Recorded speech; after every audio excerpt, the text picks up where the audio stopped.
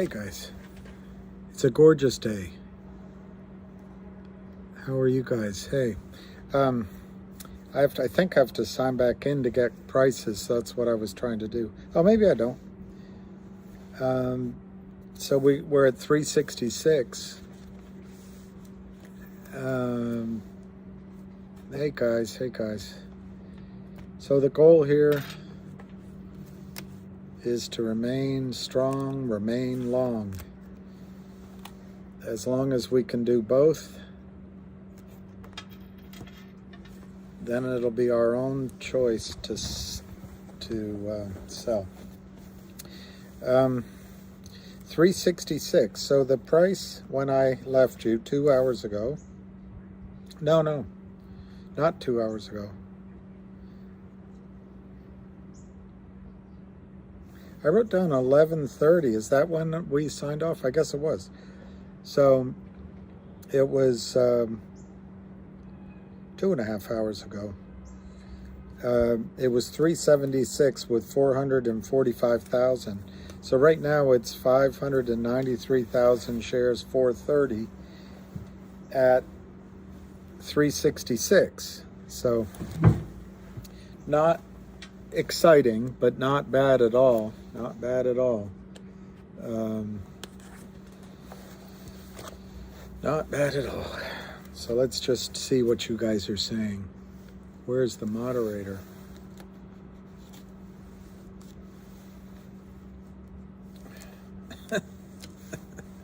All right, you guys. Let's relax, everyone.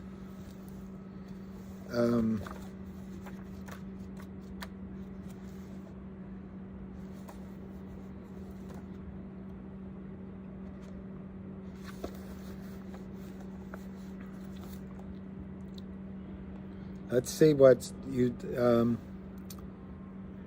all right, thank you. Somebody said CRTD. 115, wow. So that's 3 million shares, up 22 cents. So it'll be kind of interesting if CRTD becomes, you know, the same sort of price range as our other two. That's pretty good. All right, let's check finger. 683, up 12. And just because I'm going to prove that I'm wrong, I'm going to check HUDI because I said it might have a, see, it didn't. So there's our lesson. HUDI, 16 smackers. It rallied to as high as 192, and that's how quickly they can die. So that's one lesson we might be witnessing, which is make sure we sell when the stock is rising or showing volume. And then let me just check MMTLP. That's down 31 cents at 717. So let's go back to GTII is 370. It's up 23 cents. And 595,000. Oh, good, Fahad. You bought some CRTD? Was that a squeeze like GTII? Which one? Let's go back and look again. That's intriguing me that CRTD's up so high.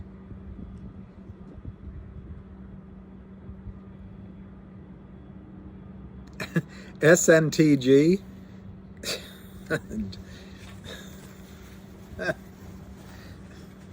Hey, Joe, where you going with that gun in your hand?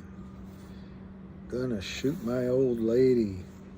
Caught her messing around with another man. Aloha. I know I don't say that. Tulsi Gabbard says it in some annoying way. Aloha, aloha. But anyway, aloha, it's all I know how to say. CRTD was as high as 117. A friend of mine bought an AMC. It looked like an upside down bathtub. the gremlin.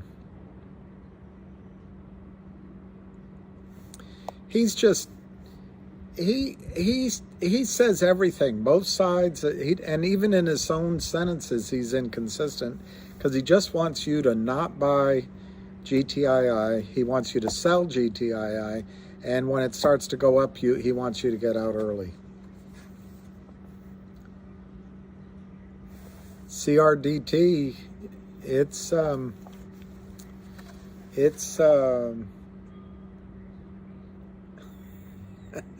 let's get off of this moose. I guess when you were 12, you didn't know there's laws against that. Arthur, I don't drink. Well, that's wonderful. You probably never ran out of ice in your life.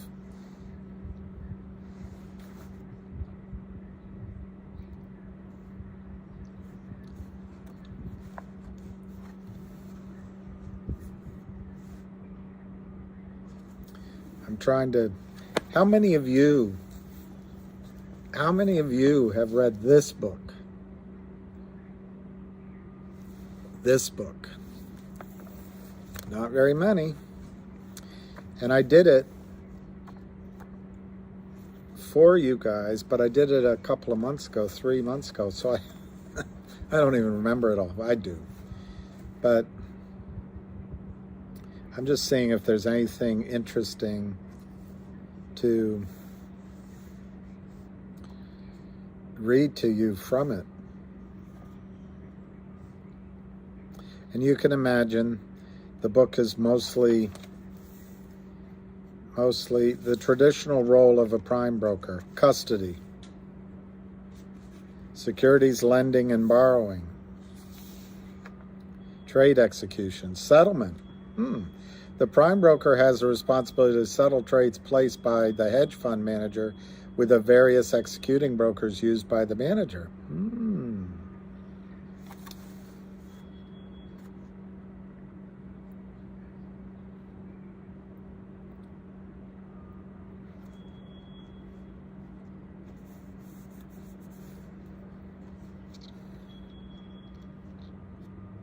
I don't know. I don't know if there's anything in here that's going to interest you.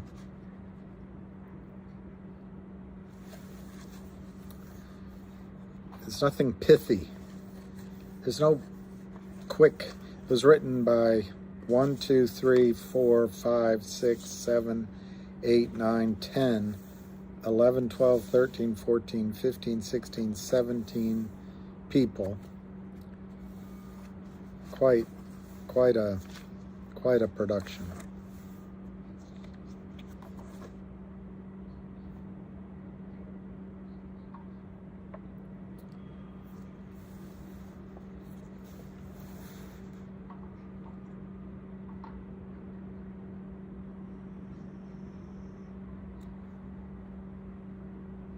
Oh.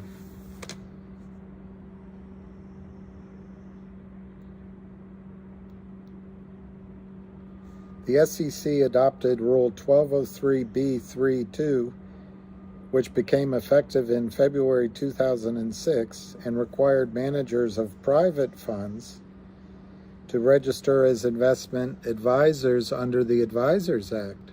I wonder if Kurt Kramer did that. In 2006, the U.S. Court of Appeals for the District of Columbia struck down the rule, holding that the SEC did not have the authority to adopt that. So that's 2006. That would be under Bush. In 2007, the SEC adopted Rule 20648-8, a provision that prohibits any investment advisor, whether registered under the Advisors Act or exempt from registration, from making a false or misleading statement to prospective or existing investors in a pooled investment vehicle managed by the advisor, or otherwise defrauding such an investor. I wonder if that applies to his pool of money with his 6 to 8 investors up in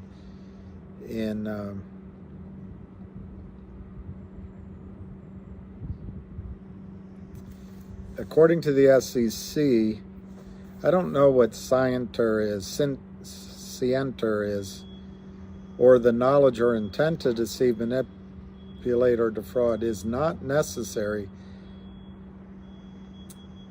is not a necessary element to bring action under the new rule. Under this interpretation, the reach of the rule would appear to be virtually unlimited and could reach out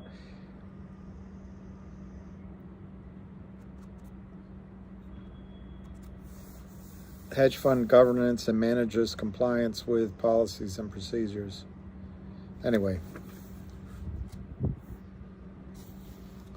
under the advisor's rule, a registered hedge fund manager, I don't know if he's registered, needs to adopt a code of ethics that governs trading by the personnel of the manager who come within the definition of, quote, access person set out in the rule.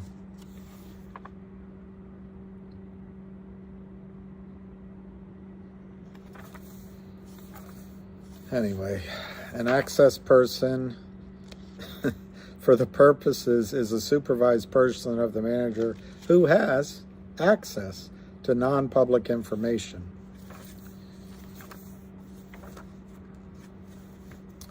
Tax reporting.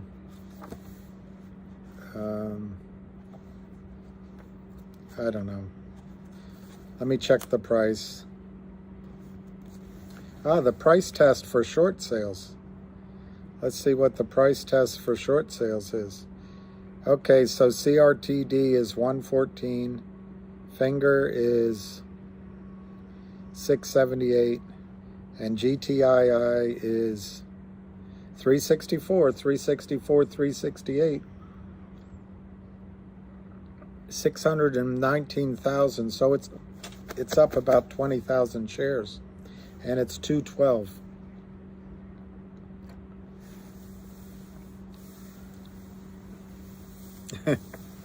Thanks, Matt. I know I got off the subject. Short selling reports and proposed future disclosure of short sale information to the market. This Form SH, was required 2008 to be filed weekly and made detailed disclosure of all short positions held by the institutional manager during the prior week, including the addition or removal of new short positions. The requirement of SH was repealed in July of 2009. So that would have been under Obama.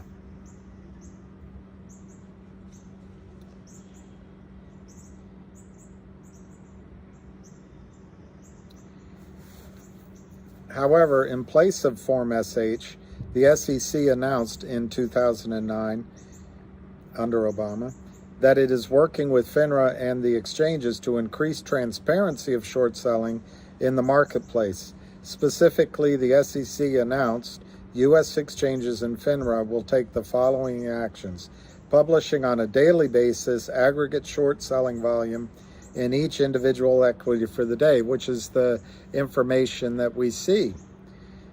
Publishing on a 1-month delayed basis information regarding individual short transactions in all exchange listed equities. Proposed reinstatement of a price test for short sales. All right, it's 366 to 368. No volume change though. If it gets past 30, which one gets past 30?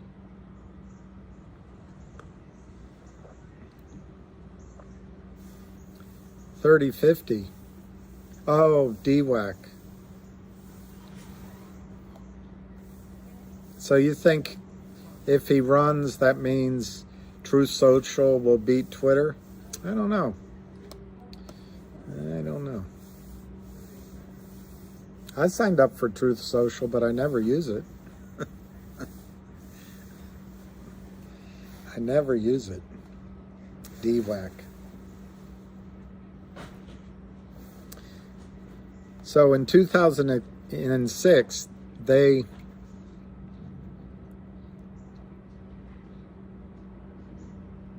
yes, that will squeeze them.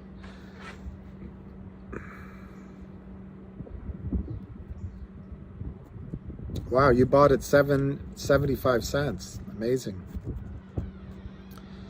MMAT, the way I understand MMAT is it's a huge future story, future technology, but that when MMTLP runs, a lot of people will put 10, 20% of their profits, 50% of their profits back into MMAT. And so it could, I don't know, I heard numbers, pretty high numbers. Hey, you guys, Alicia.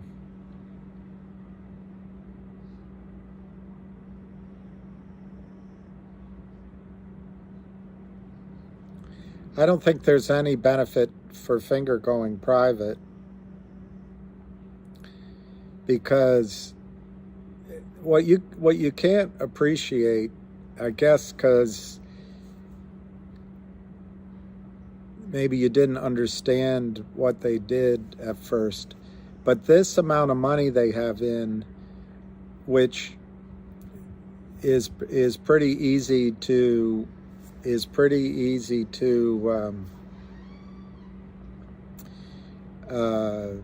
figure out from the SEC filing. Lynn Partners gave them $4 million. And then you guys told me this morning something about 1.8 million shares. So if that is a new financing, maybe they did it at a discount or they did it earlier. So let's assume that was done at, I don't know, $2 or $3 a share. So they may have $5 to $10 million in their treasury. They can buy minutes from China Telecom, I think that's the name of the group, at a discount, and sell them. If it sells out in an hour, they go buy more minutes, and they just do it over and over and over again. So you're going to see huge revenue growth at Finger because of just, let's call it, somewhere between $5 and $10 million in their pockets is going to help them grow revenues from that side. It's not high margin, but it's revenues. And then they've already announced an insurance deal on the tape that I don't have in front of me, but that's going to kick in. And they've also announced a warranty revenue for phones. So they're going to have, they don't need to go private. I don't think it's that early stage, Fonzie. I was in Finger 3 years ago, and it's already been to $17. And what do you mean early stage? If the girl starts making out with you and goes all the way, is that early stage? Or is that going all the way? I don't know. It's probably not a good example, but if there's an announcement of big revenue deals, there's already been some, and they make their third quarter earnings announcement and more fully explain it, does it matter if it's early, if it all of a sudden, I don't know, triples, quadruples, 5X's their revenue and maybe doubles or triples their profit? I don't know. I'm making the numbers up. Is that early in the stage, or does that really help the price of the stock? The stock market normally, in normal situations, is a discounting mechanism. So as soon as there's visibility in the future that there's going to be huge revenue growth and huge income growth, the market pulls that back into their valuation, its valuation of stocks. Now everything's gotten all screwed up. because there's so much fraud. But I don't think Finger is by any means in early stages in the sense of being a novice or being what's the word? I can't think, but unprepared. I do think Finger is early stages in its enormous future growth of revenues, I mean, and income. It's 1.5 billion customers. Big data information on 1.5 billion customers. What would an insurance company that does life insurance or reinsurance pay for access to behavior patterns on 1 billion people? It's just huge. So I don't know, Vancy. I don't think it's really early stages at all. I really don't. They've done a lot of work. Home Depot.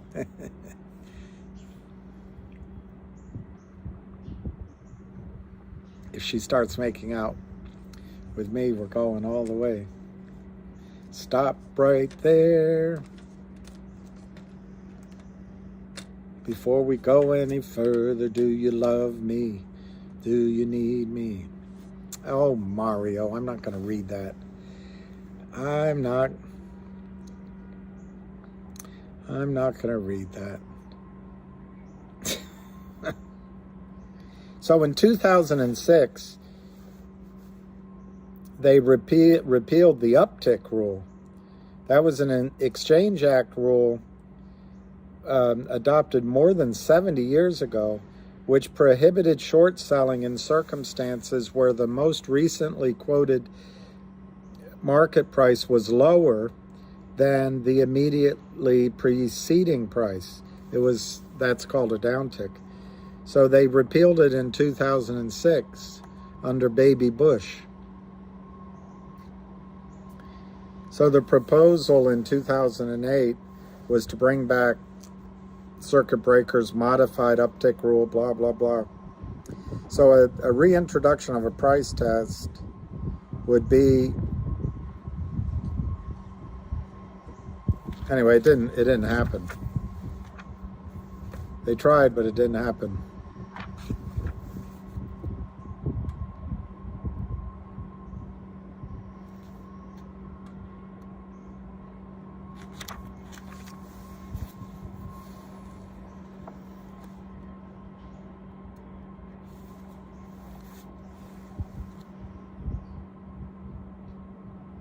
So Hong Kong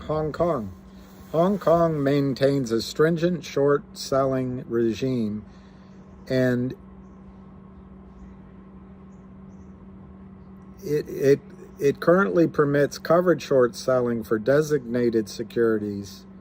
Naked short selling is prohibited under SFO. Furthermore, short sales must be executed at or above the best current asking price, an uptick rule. The relevant short selling rules in Hong Kong also require full audit trail to be kept for covered short sales.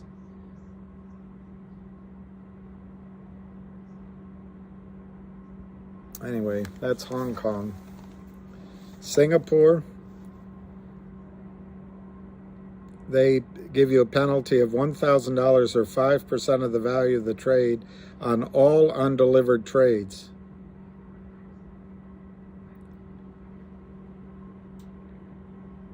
And so on. In other words, other places are, Japan is strict. All right, it's 364, 365, 623,000.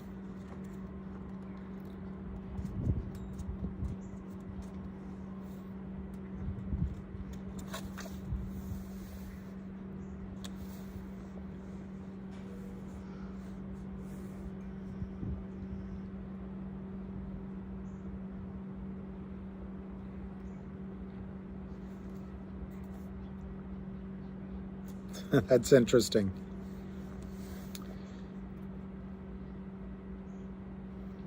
364, 365.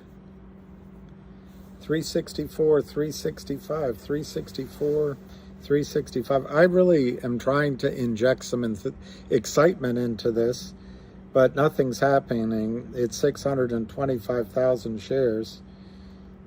It's now 364, 367. The bid is 9,300 shares at 365. The ask is 369. 9,300 shares, 365. Well, now it's back down to 367. So that bid disappeared somehow, because it didn't show up in the volume. Last trade in 365. 625,000 shares, 25,000 shares is volume. The bid is higher than the last ask, so maybe we're going to start seeing the Kramer Cha-Cha, or the Prime Broker Cha-Cha, or the Hamster Cha-Cha, or the Alicia in the Green Cha-Cha. 367, 369, 367, 369, going into the green.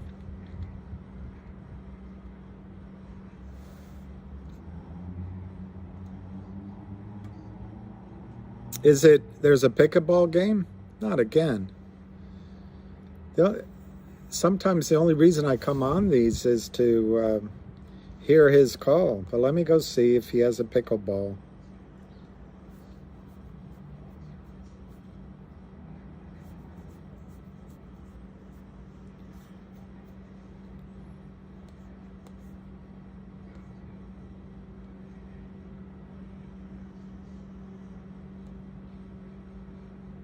No conference call today. I have a money pickleball game. $1,000 winner take all, round robin. Daddy needs a new pair of shoes.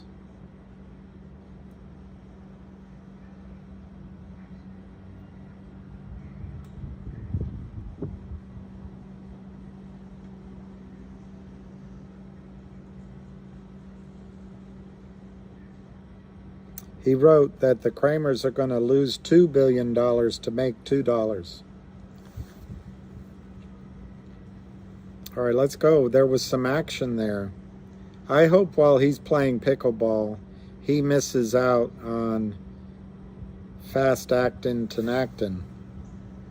370, 370, 370 bid, 371 bid, 371 to 373, 1360 to 100, 369 to 373, 369 to 373, 369 to 373, 370, 373, 370, 373, 370, 373.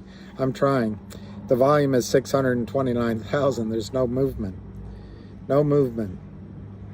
We got 636 shares bidding at 370, 100 offered at 373. Last trade 370.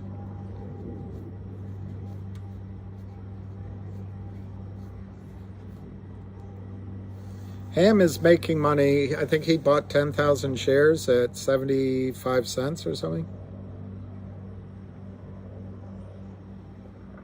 Maybe it was 77 cents. I can't remember. Alpha had 370 to 373. It's just no volume. Will GTI run keep selling? Need coin to come out first? I don't know. You typed that a little more quickly than it comes across, but okay. He paid $75.99. I can't make sense out of that. GTII doesn't need the coin to run, if that's your question. The coin will just be the cherry on top. It doesn't look like the Kramers have good chance here, have a good power here to sell it down. I think the stock is breaking out, as I explained this morning, and some people gave some targets. So you don't need the coin for this to go up. The coin could just be a massive thunderclap of a catalyst, but you don't need it.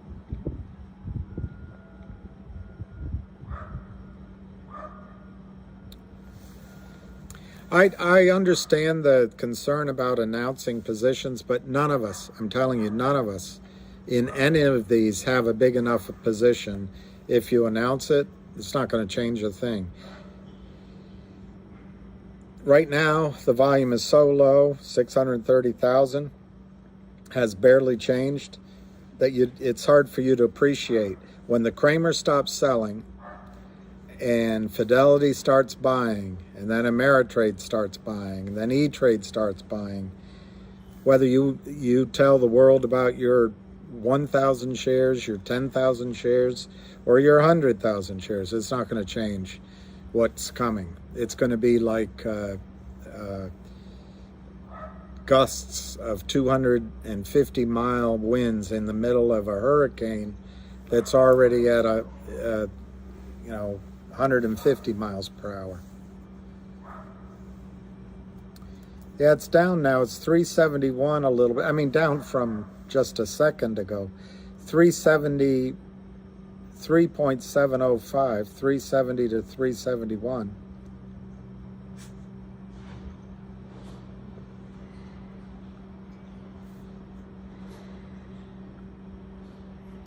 I know, Big Orange. I don't think Lynn Partners can. Lynn Partners probably has a legitimate law firm for securities law. Kurt Kramer hired Gibson Dunn for white-collar crime. I have no idea if that guy knows about securities law or not. They also have an internal lawyer called Richard Nadich, who may or may not be in on the various schemes. But Lynn, I think they probably, in response to Wes, and also in the ongoing course of these documents they draw up, I bet Lynn's attorney said, you guys better stop selling the stock because Wes is going to shine the spotlight on you, and this is securities fraud. I'm just guessing.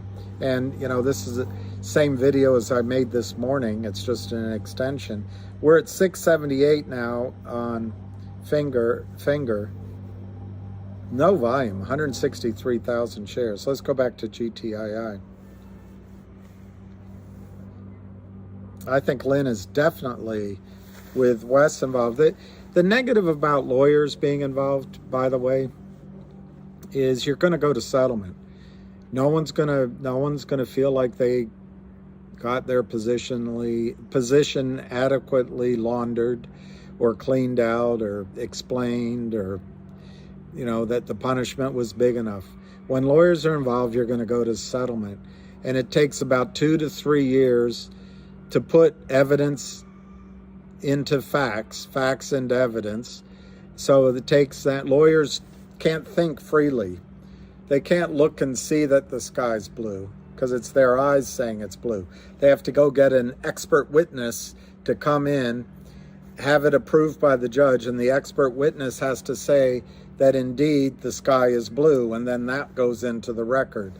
And then they have to get into the record the various things that happened, and it goes on and on and on. It costs a lot of money, and then you settle. You don't even go to court. It takes a lot of time. But the reason Lynn would be in a box is I would bet their attorneys would tell them, well, we won't represent you if you continue to break the law. And also ignoring that, they may just say, you better be careful from now on, now that Wes is involved, you better not do anything even close to in the gray area. Stay in the clearer side of the law. 366, 370. So it felt like something was going on.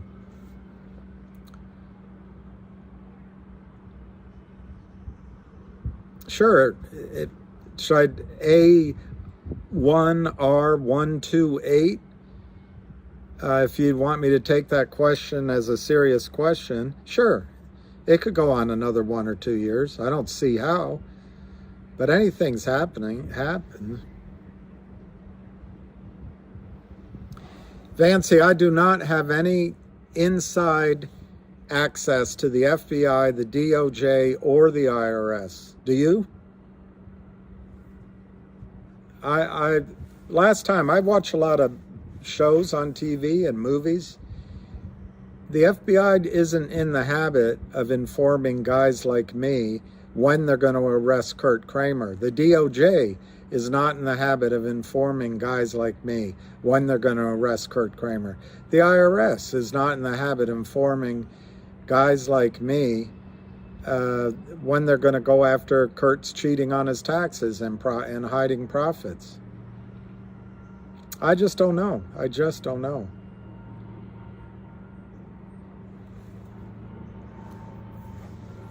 $370 on GTII, 366 to 368.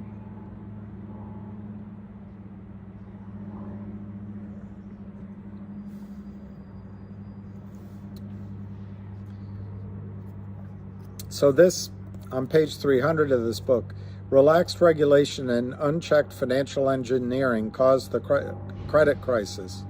The primary actors were commercial banks.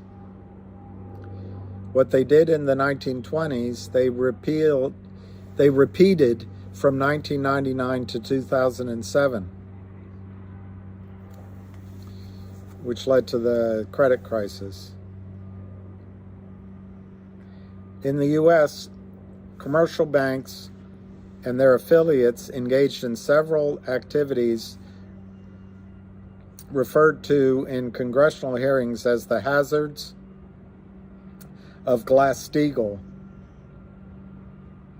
Excessive and imprudent loans to affiliates, securities repo transactions between banks and their affiliates, providing easy credit to depositors and discouraging savings, providing excess credit to bank customers to buy securities underwritten by banks and their affiliates, not preventing bank affiliates from engaging in manipulative transactions in the securities of the parent bank, compensating officers, high-risk lending and risk-taking, promoting securities by sharp marketing tactics,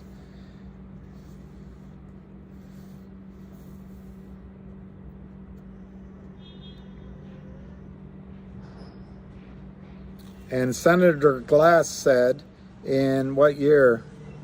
He said the separation of commercial and investment banking was, quote, fundamental to the integrity of the banking system, unquote.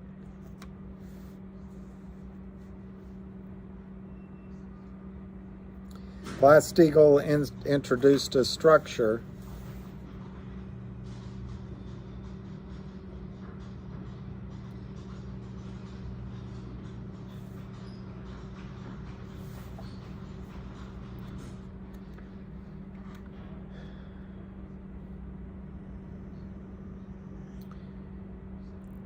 They talk about how there was Bank of America tried to buy Charles Schwab in 1982.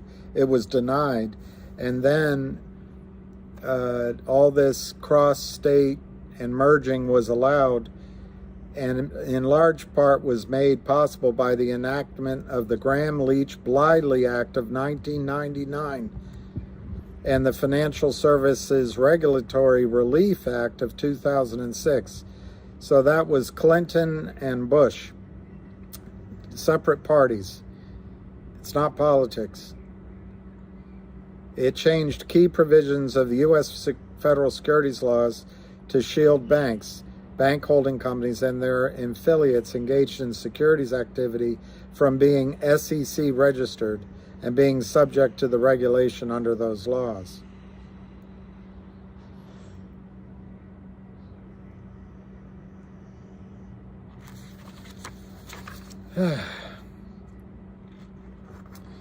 The repeal of Glass-Steagall in 1999 let commercial banks back into securities, derivatives, and insurance.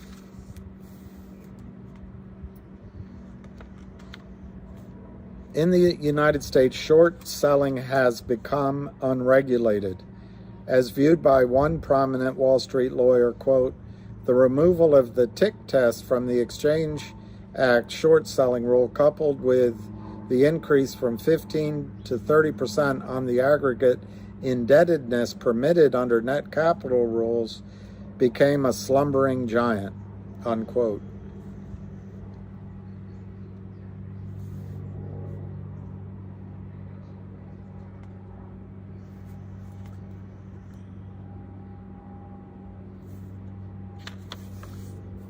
Commercial banks became prime brokers. The world's markets were rocked by a massive bout of short selling.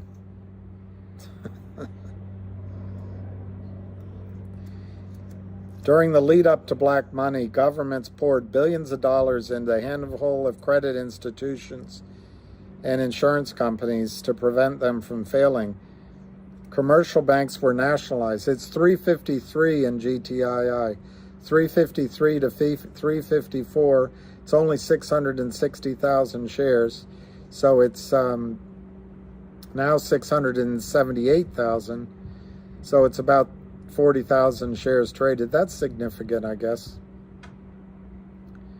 353, 363, 355, 358, 358, 355, 363, 355, 357, up 11, 358, 680,000 shares traded, 356.4.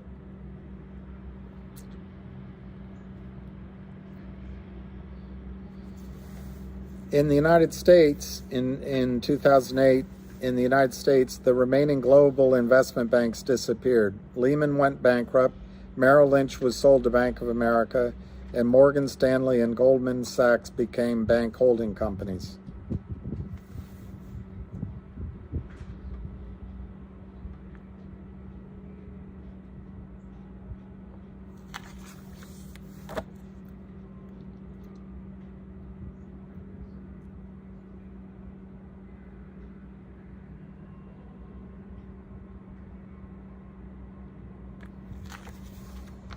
$356, 1,000 shares traded.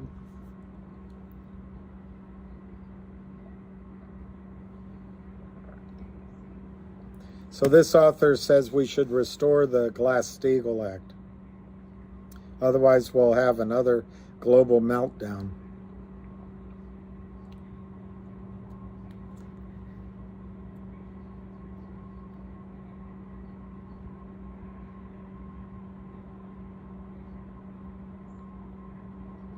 They talk about PBAs, which is interesting, and all their clauses.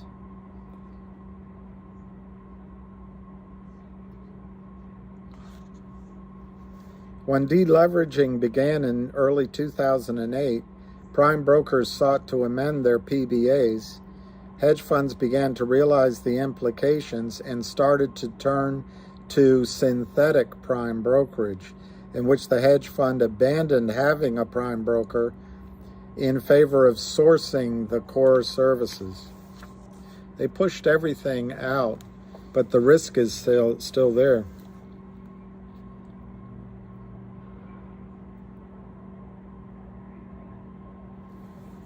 Hedge funds began requiring prime brokers to offer two accounts, one for free and clear assets and the other for charged assets. So that's where I wonder if Kurt Kramer has some clean accounts that he's now sort of raiding. That's speculation on my part, but people ask, how can it be going on so long?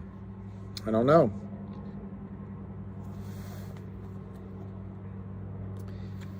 On Black Monday, which was Q4 2008, the United States governments worldwide poured 11 trillion in a handful of banks. You want to be a banker.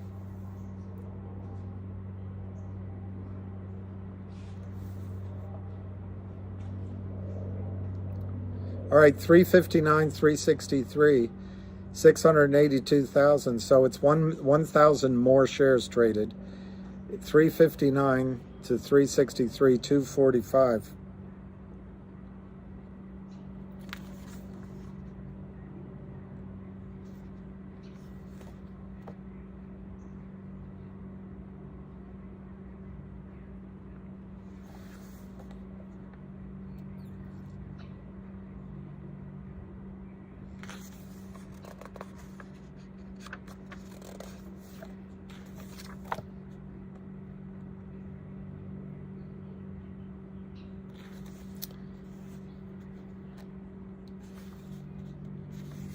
Anyway,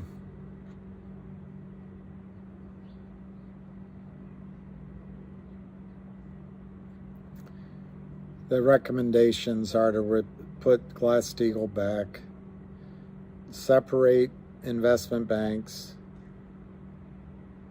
from commercial, enforce meaningful disclosure. Anyway, all right, that was enough of that. 359.5, 360 to 363, 692,980, less than 1,000 shares traded. How high can CRT go? TD? Well, it's 330 million shares short with 10 million in the float.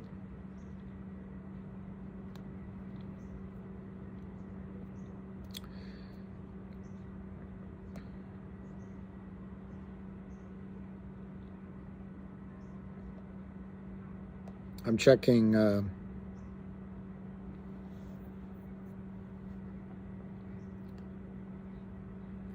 here. I like Michael J. D'Angelo's post.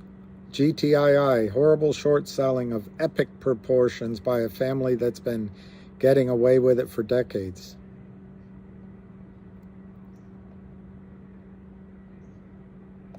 Boy, there's so many people joining in on Twitter to get us to look at other stocks. I can see what you guys, oh my gosh.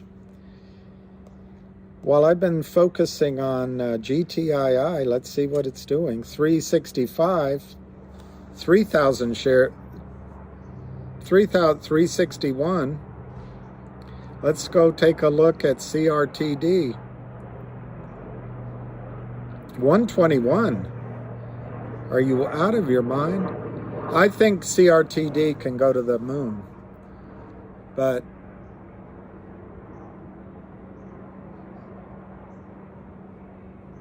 I guess from here, I would say it could go to $1,200. GTII 3565.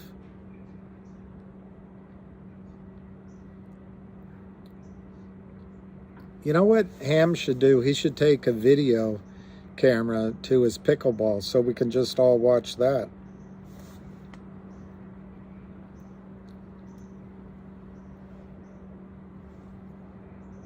Every time I look, it goes down. All right, I won't look.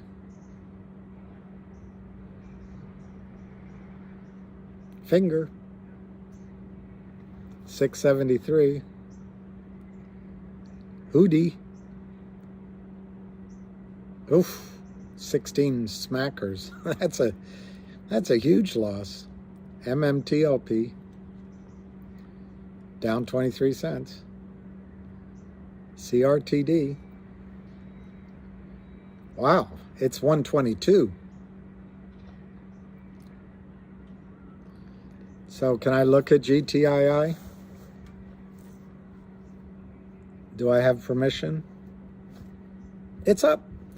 355, 355, 358, 697,000 shares. They are having trouble. I also think the stock is having difficulty breaking through resistance, or see, I don't know what these numbers are here.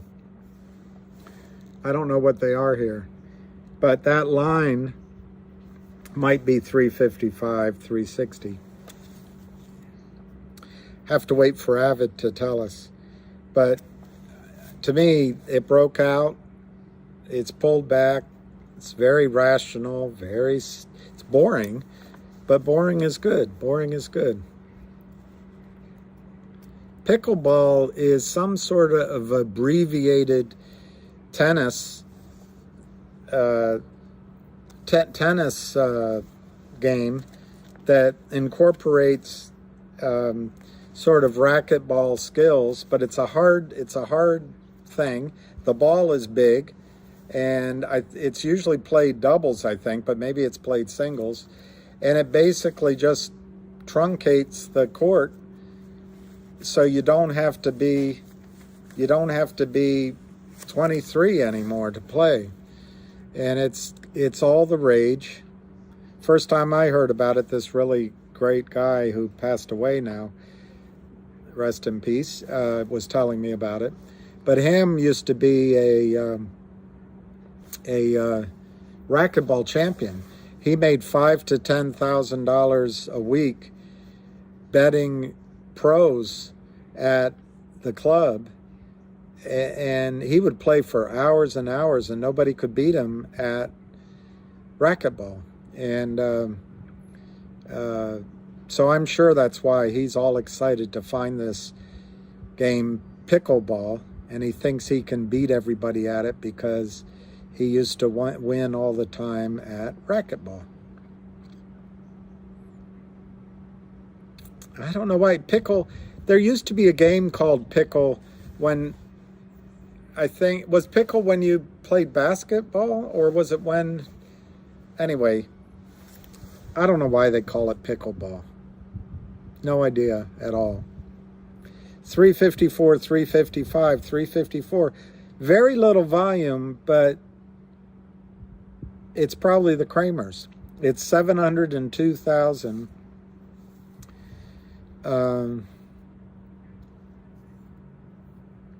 702,000. Interesting. We're all in a pickle. Yeah, exactly. He's probably hustling pickleball guys so that he doesn't have to sell any of his shares. Well, I'm thinking horse. Well, there was a game, pickle.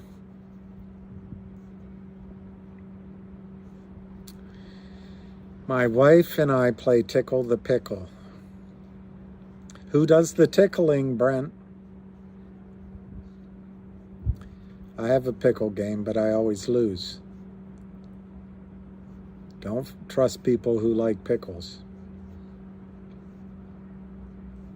If CTRD goes first, bury my whole body and leave the head out. Pickle. Yeah, pickle. That's right. When they're stuck. So maybe there's a lot of running around. If GTI is such a great play, why is no playing it? Volume is too low for anything to happen. Yeah, I guess if you want it to happen today, you might be right. But it's, yeah, between two bases. So maybe it's pickleball is...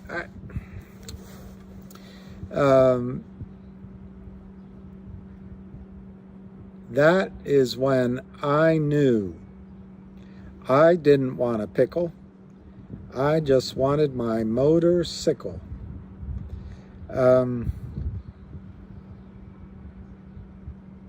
Yes, West Virginia, GTI probably will go first.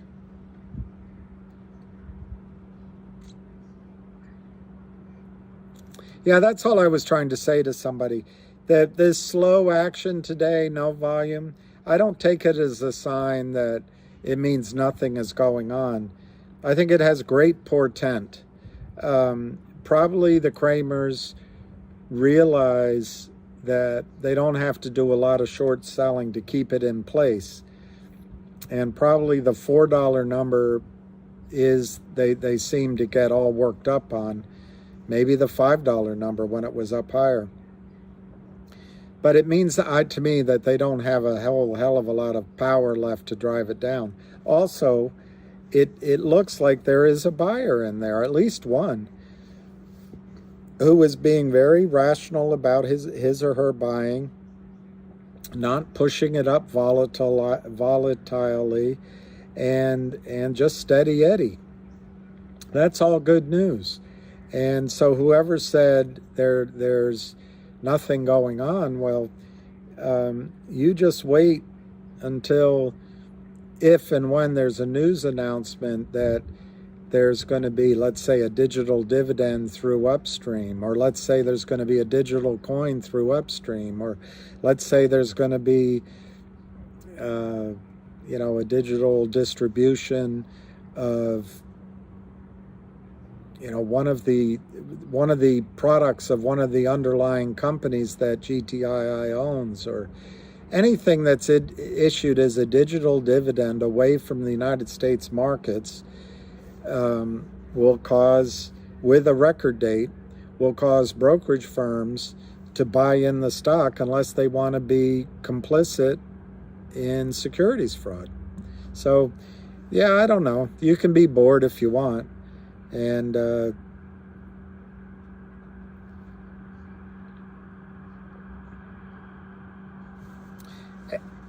KYP.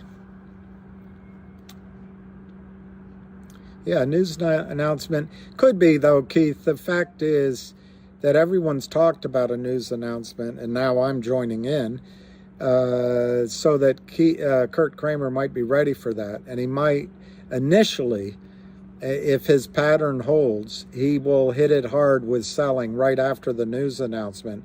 So all of you guys will go, oh, God, that wasn't a good news story. And that's his FUD in action. It's the same crap over and over again. It's the one negative of talking about a news story before the news comes. The best way is for the news to be a surprise, so he doesn't line up all of his soldiers so they can all shoot at the same time when the good news comes. So I have a feeling when the news is announced, there will be pressure on the stock, not the other way around. But it won't last. It won't last. It won't last. It won't be able to last. The news, if it's about a dividend, should have a record date in it. And by the time of that record date, brokerage firms will have to start buying. So let's say it's a 10-day process. It could get really hot and heavy. Yep, Matt, 350, 360, 366. 363 last trade. 363 last trade. Yeah, worked with Pixie. That's right.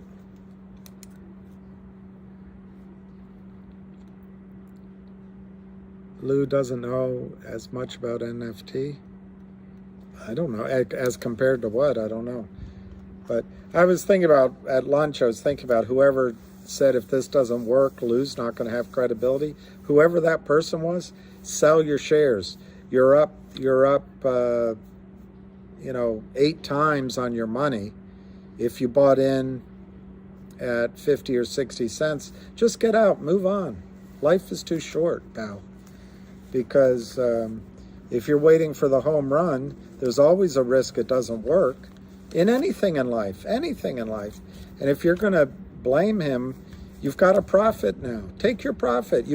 Lou got you a profit. Just take it and move on. And do your whinging somewhere else.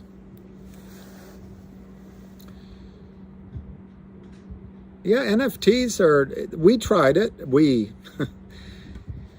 When I say we, it's just an exaggeration. GTII tried it.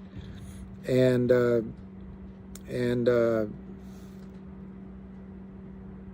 I think NFTs have a huge potential to break the shorts. Anything that's undeliverable.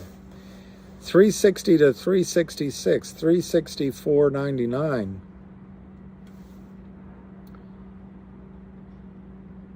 Yes, it comes when you least expect it. Just like Lucky Boy. He comes. If Ham is playing pickleball, it could squeeze if he has a hot dog before he starts. Patience is the key. Hey, Crippled Tom, rolling back in. That's great, Crippled Tom. What would be worse, being depressed? Having depression? I don't know. It's a question I always have. Lucky is a good boy.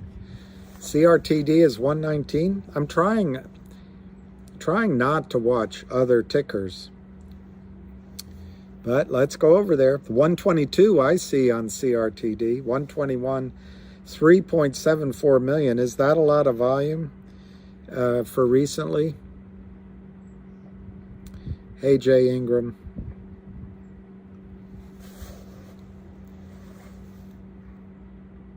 Yeah, no haters. Yes, what's worse is to be a con. Tanton 79, the government won't go after him is probably right. And I'm sorry, Phil Scribb. Depression, no, I don't smoke blunts. I don't use drugs. I missed what that was, a Southern thing.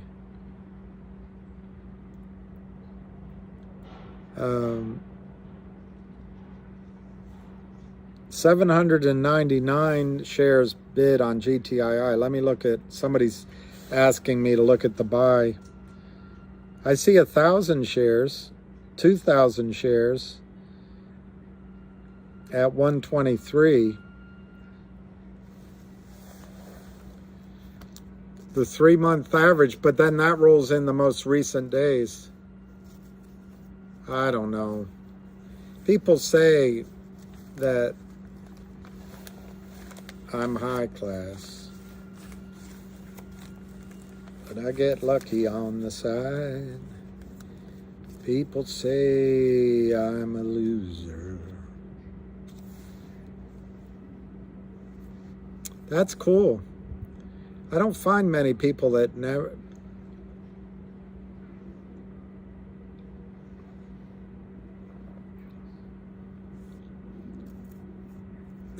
Sapphire. We don't need tobacco to have fun. Very clever, Sapphire.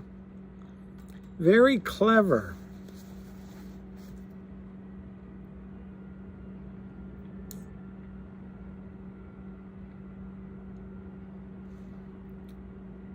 Lou just put out a video or something. Let me look.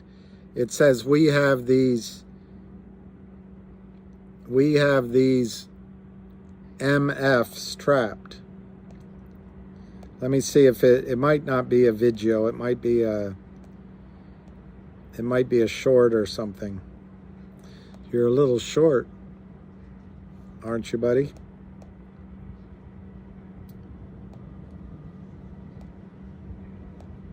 I don't see it. Oof.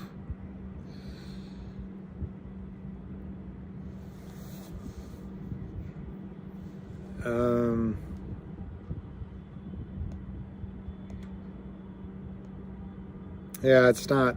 I was given an announcement of it, but it's not showing up as being a video, which is interesting. I don't know what it means. Anyway, he said we have these guys trapped, only he used his unique language. I did say hi to Jay, but I say hi again.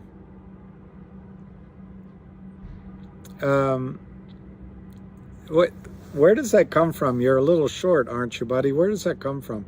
I just remember it from somewhere. I thought it was from a police academy, but it might be somewhere else.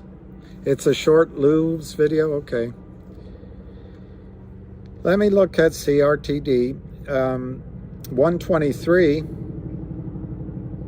And remember, Alicia predicted that all three would be green today. She did that earlier.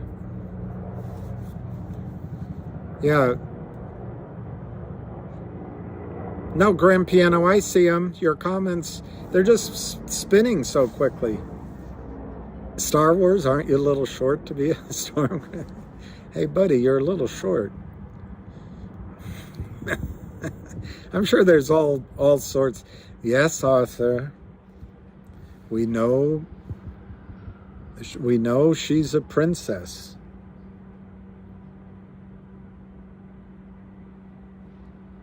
Yes, Arthur. We understand that she's a princess.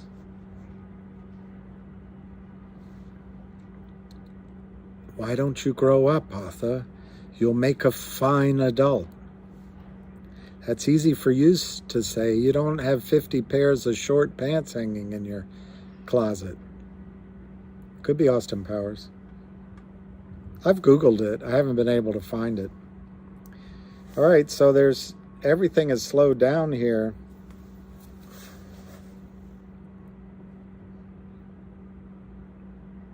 $360 to $364, $358. I know, and you know why he does red room? Because they'll kick you off of Twitter if you use the other word. Let me go read that tweet to everybody. 125. Wow. Hey, Brent.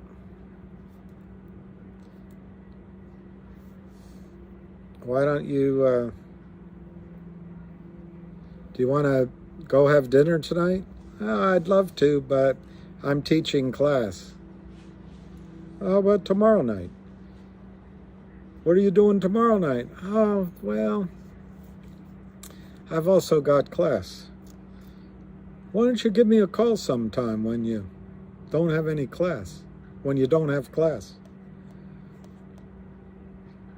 I'm looking for his red rum quote.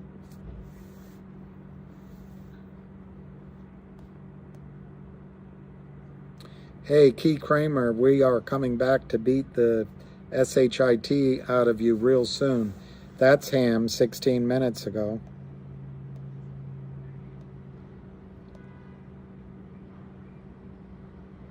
Let me find the one you...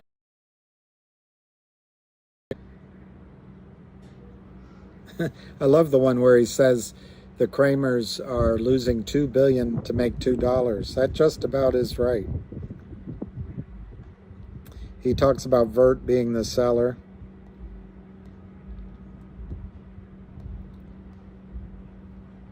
I bought Powerball tickets. I'm going to go buy 2 more.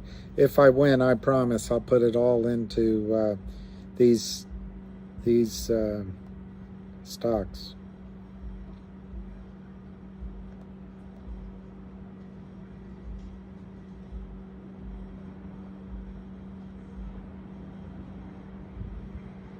I don't see that post, but anyway. Amazing, don't kick yourself. Just be glad you bought what you did buy, because you can never... You never buy enough. Everyone, when it goes up, you wish you bought more. When it goes down, you wish you hadn't bought as much. It's just... On election days? Wow, Joshua. Fidelity's asking for shares. I'm telling you guys, here's one scenario. First, Fidelity goes through the legitimate warrants they have. They're all out of those. And of course, it's with Liberty Transfer. And then they start borrowing shares, paying high rates, and delivering those shares to do the warrants. Then they start calling their own clients trying to borrow shares so they can perform on the warrants. What do you think the next step is? After they've talked to all their clients and they sit down and they have a meeting, and it's, meetings. Everyone sits around and everyone does their little work. Somebody has to ultimately take a decision. Wait a minute, we can't find any more shares. What do you think the next step is? It's going to be a buy-in. It's going to be a buy-in. Exactly.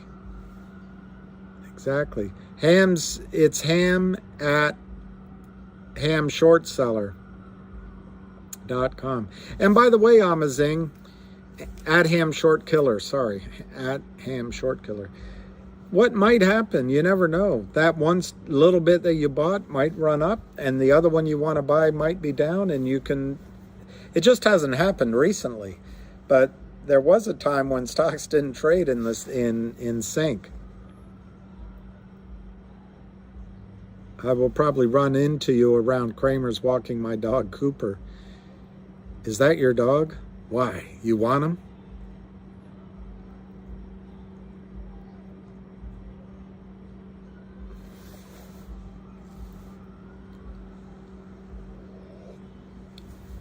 I believe now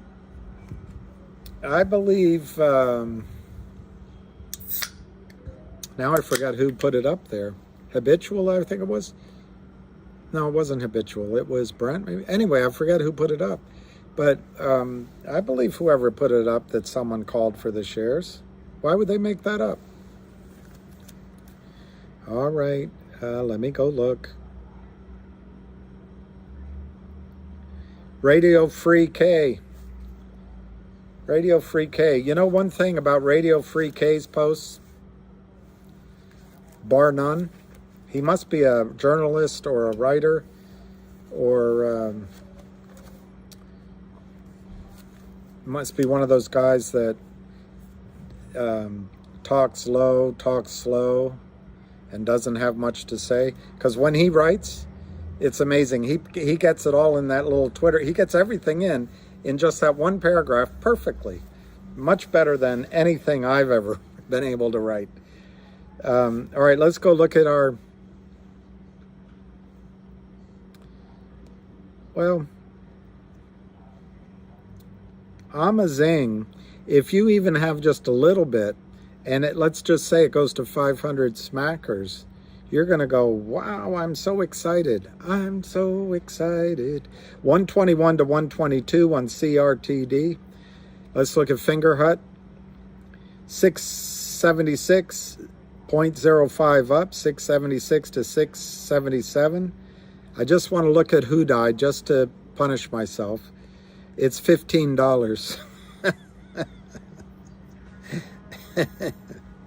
So I was wrong about it having a reflexive bounce. I guess that's what you would call a dead cat without a bounce. MMTLP is 756. It's actually up on the day. And now we'll go to our main event, the main attraction. 360 up 13 cents. No volume really. No new volume really. 722,000 shares. 722,000 shares.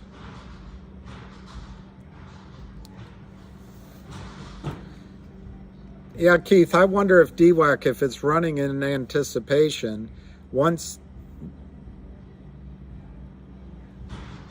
I don't know, Jason Turner. I think a fans only page, that Catch Me Outside chick, she made 50 millions on her fans only. Maybe you could make 50 millions. Depends on how hot your bod is.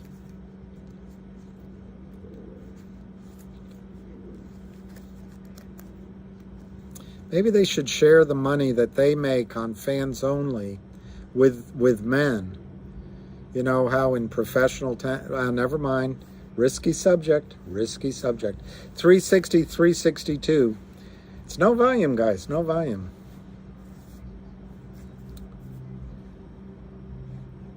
$11 shares of GTII could change your life. What if it went to $1,000?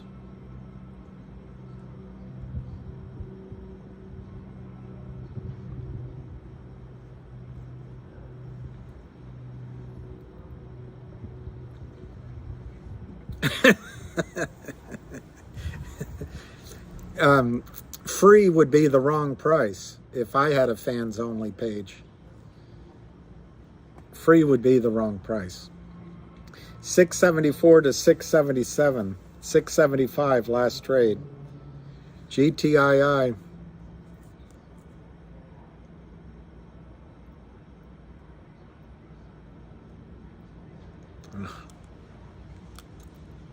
$2,800 a share. I like that number. I do like that number.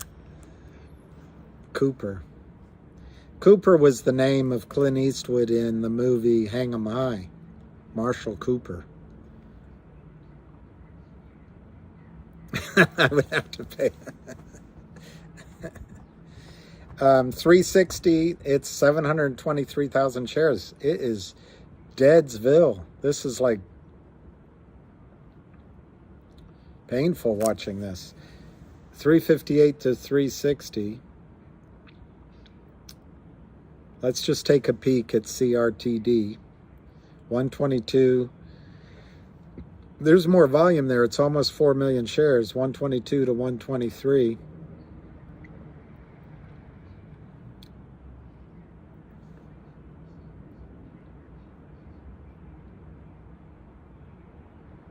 You'd have to pay me to get a haircut. Jeff, you must keep your family in stitches.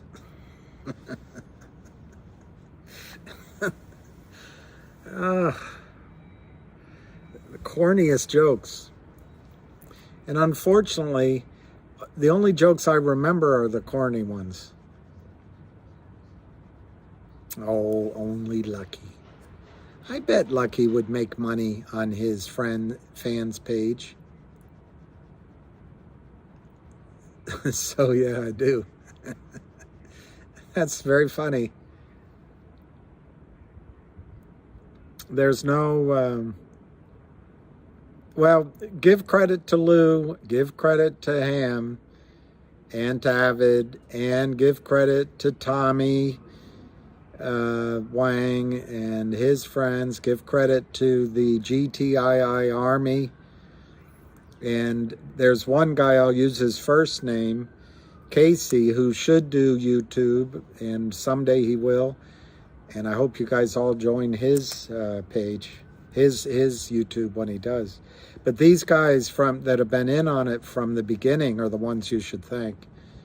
I'm just, you know, it's a machine. It's like a, do you ever play that, what's that called? With a pole and the ball. Anyway, you spin it and the other guy spins it. Anyway, I'm just doing the easy shots at the end. 356, 362. It's only 724,000. I believe you, Joshua. When it rips or before it rips, tetherball, yep, that's it. When it rips, I don't know, but before it rips, I think, personally, I think you need to see 10 million shares trade, and then you're going to go, wow, it's about to go. Pickleball. Hey, lucky boy.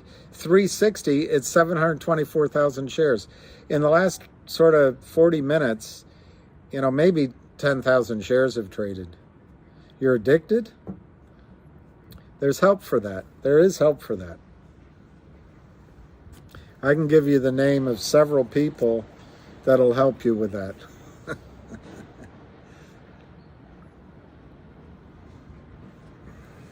Just don't use my name. How do you keep a jerk in suspense? That's it, I guess. That's the answer.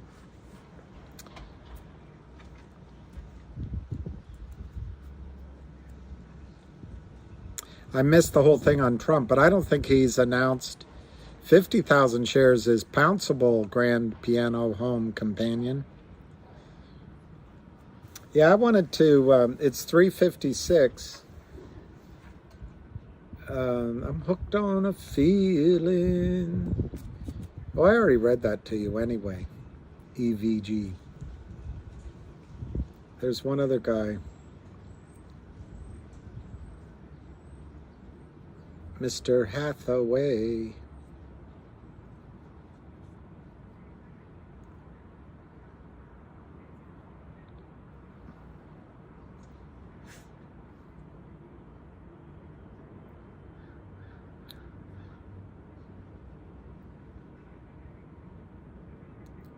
Let's see.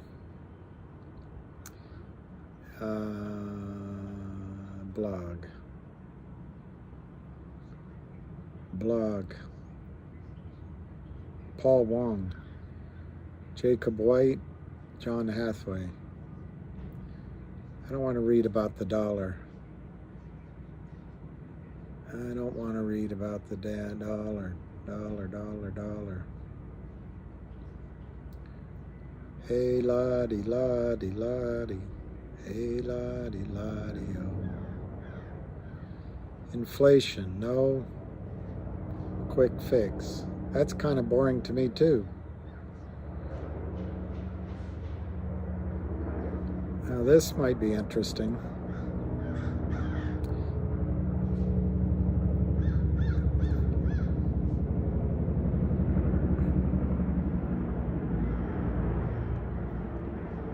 So this is John Hathaway. When I was, a big shot in my dog's eyes, one of the funds that a long time ago, I think it was called the Freedom Gold Fund. Anyway, John Hathaway ran it, but now he's at Sprout Asset Management. And so let's quickly get before I piss everyone off. 356, 358, 362 last trade, 728,000 shares. So that's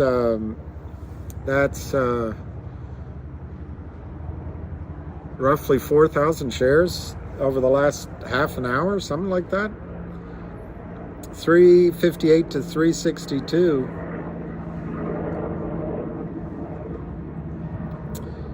All right, so Hathaway, there's a standoff between the Fed and financial markets. That's where I think we are right now. It's kind of a stare down. The Fed has committed to stopping inflation, which they didn't see coming, but caused.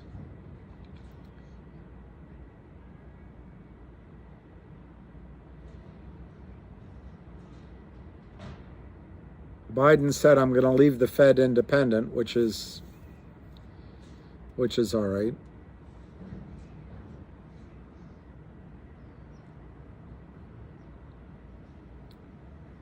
Jamie Dimon, chairman of JP Morgan, brace yourself for a hurricane, is what he said. Those are the words of Jamie Dimon. But only a week or so before that, he said the economy was in good shape.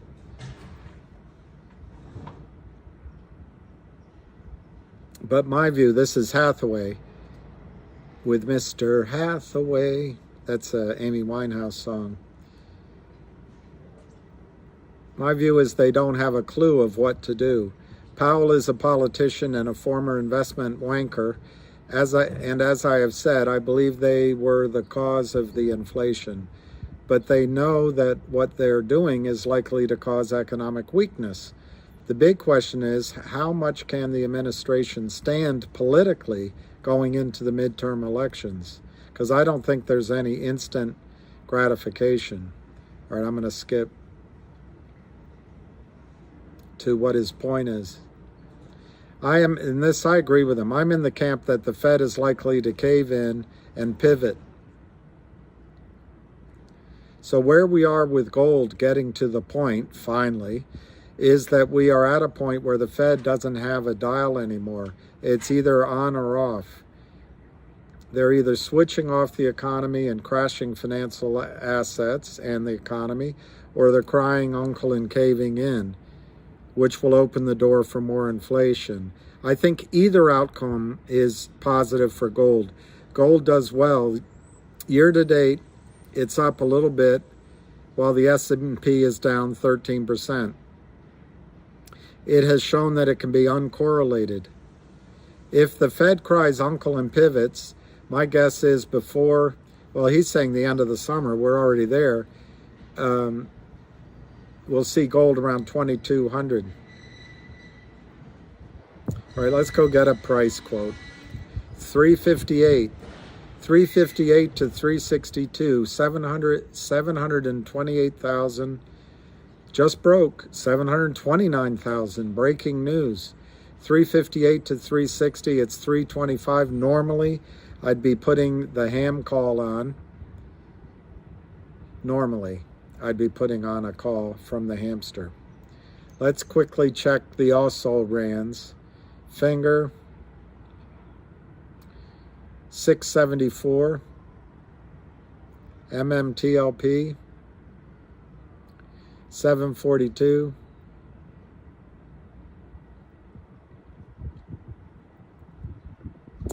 CRTD, 122. And GTII, 360, 359, 360, 729,000. When will we run? Well, girl, you better run. No call today. Well, now, girl, you better run. Is DWAC?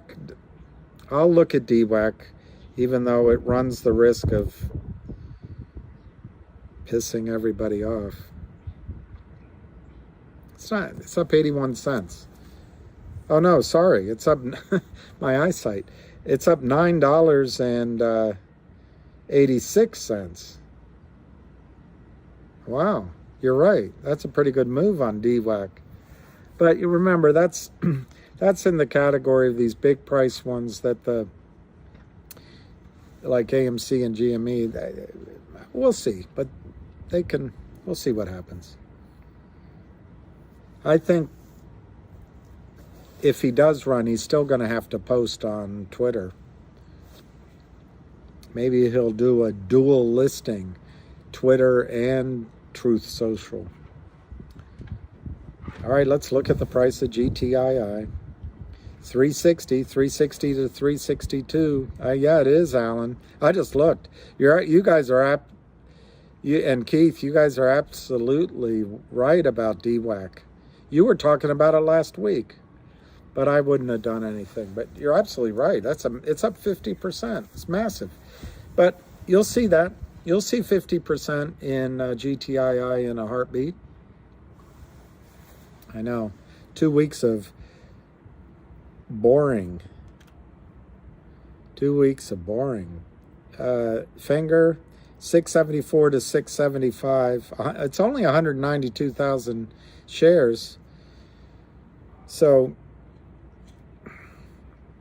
and Cretan is doing 4 million shares. It's 124. Let's go back to the slow mover today. Are you kidding, Crippled Tom? It was $15? Wow, Sweetie Austin. How many? I didn't see. 92 cents, you got some big number of it. Thank you, Skinny Whale.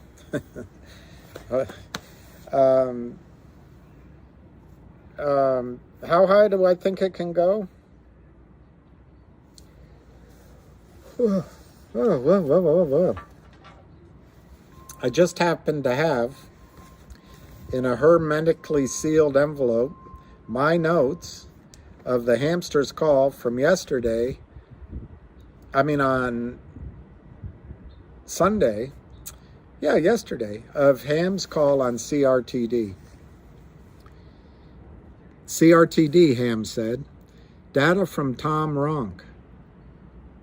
And then he said that it's a 10 million share float in CRTD. It's 332 million shares naked short in CRTD with a 10 million share float.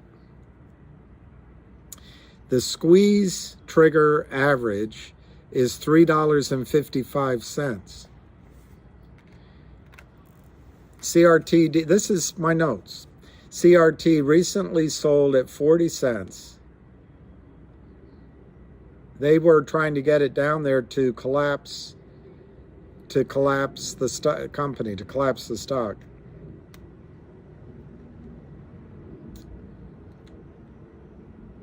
And then he said GTII, they shorted it up. He was pointing out how they shorted CRTD downward, they shorted Finger downward, but in the case of GTII, they shorted the shares up. which makes it the best squeeze ever. That's his quote. That's what the hamster said yesterday. GTII is the best squeeze he's ever seen. He said, GTII is the greatest setup ever. See? GTII, the greatest setup ever. That's what he said yesterday. The naked shorts can't stop selling it because then they take their foot off of the landmine. That's what he said about GTII. On Finger, he said yesterday, they raised $8 million. They have West Christian, and they also may be Upstream. They're all in now. Story will unfold.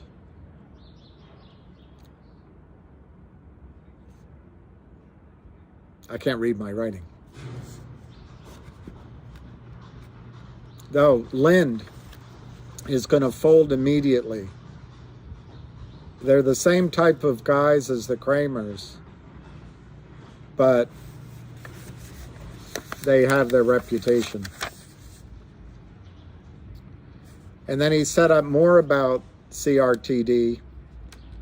It's something about Benchmark. And I've seen Benchmark around. Introduced him to Lind. Introduced Finger to Lind. And CRTD. He said they're so crazy. 300 million shares. They traded 80, he looked back, they traded 85 million shares in CRTD in a day, but he admitted that he hadn't done all the work at it, so he can't really confirm that number, but he got the 300 million, but he got it from Tom Ronk, who does the analysis and studies, and they sold just over 20 million in one day, I guess, and it recently was $20, and they got it down to a nickel. CRTD, we're talking about.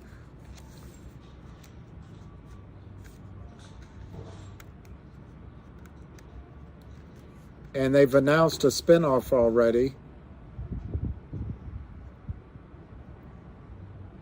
And then he said he thinks CRT in the next couple of days they might have an announcement, is what he was talking about.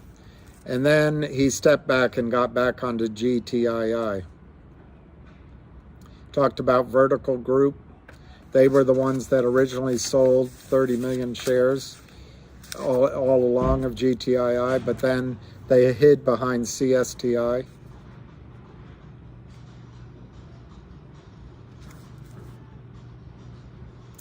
He said we're going to expose them with financial tricks, he calls them, but it's more than that. They're just smart plays, smart strategies. 361.5 on GTII. I should have a poll to see what you think the volume is. You'd all win.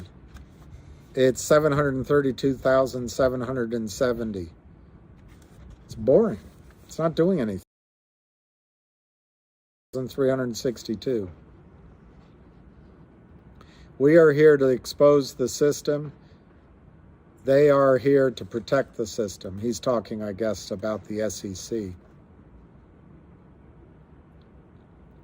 GTII said in press release that it's going to do a digital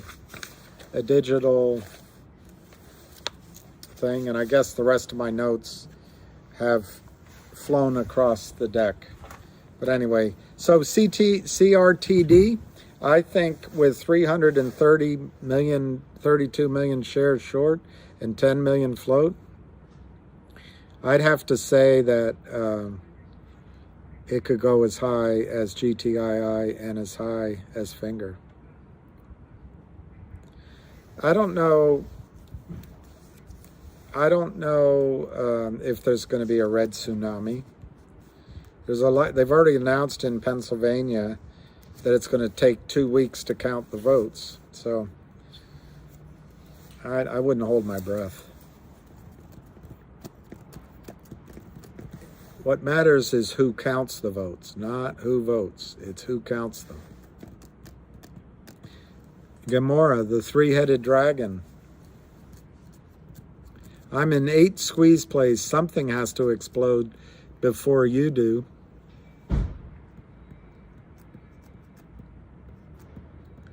Well, Crippled Tom, I can't say that out loud because this is not.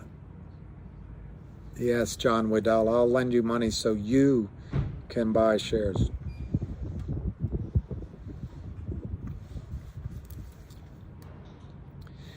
Who prints the money? That's the only thing. I was thinking about that the other day, walking. GTI will hit 1,000. I agree, the one. Are you the one? You took the blue pill? The one. I was thinking about it after we had our little scrum on race. I was thinking, gosh, I shouldn't have talked about that. But I also was thinking that what really makes a difference in people's lives is if they are independent financially, and whether it's through a great career or money or assets. And that's what I'm trying to do for everybody, to anybody. And then it doesn't matter if you're tall or short or old or young or pretty or you know, as Clint Eastwood would say, you look like me. To have that financial freedom, financial independence, that's my goal for all of you guys out there. And that used to be what the United States stood for everybody. It was hard work, but I think it's such a gift if you can have financial freedom rather than having to depend on, you know, legislation for everybody. I mean, I'm not talking just for any one segment of the population. All peoples. 361 to 362, 737. Hey, Guerrera Bros. 737,000.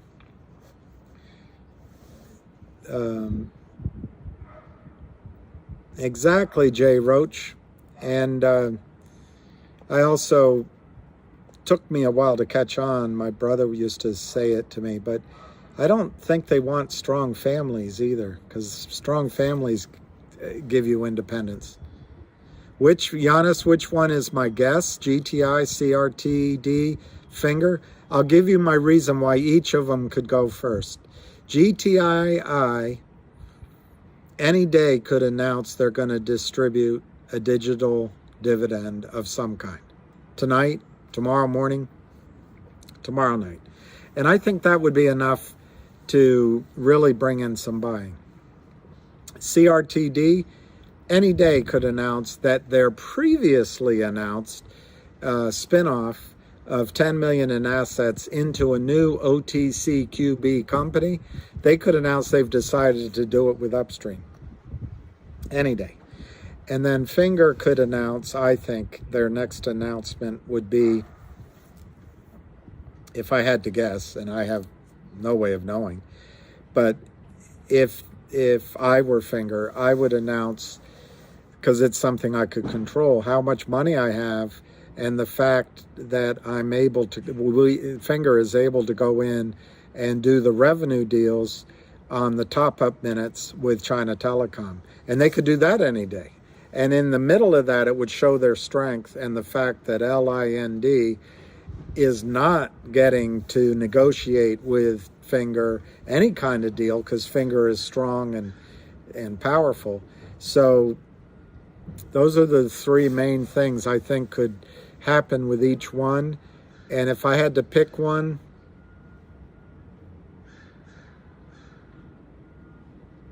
I'd go with CRTD by a nose, but I think GTII will be in close second position. And I think FNGR, unfortunately, because I own November 18 calls. I think Finger might take until December. So I'd go CRTD by a nose, GTII quick follow-up. That's my prediction. Did GTII lose the address of the racetrack? Well, it's a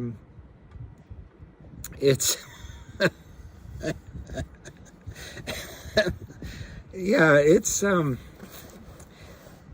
it's coming. It likes to come from behind. That's what it likes to do. I know, Tom. I own them. I think sometime at this week we have to decide, are we just going to let them go to zero, or are we going to move them to a later month for fewer?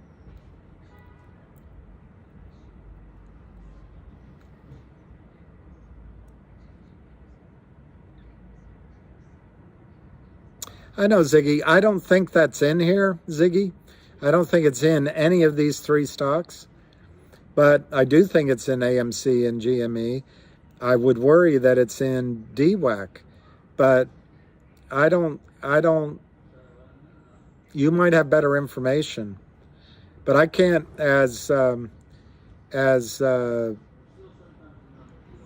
what movie was it?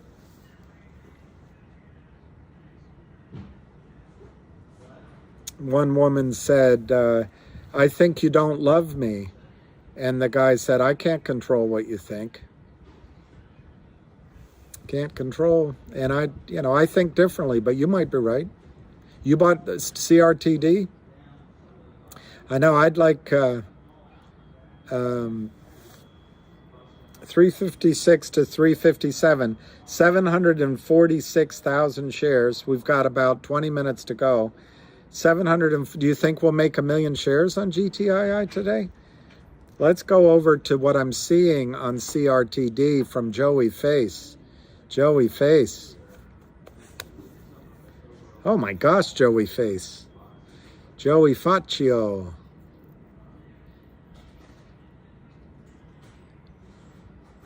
Joey Faccio. I can't believe that. 137 on CRTD. You know that hey Joe was saying wait for a pullback.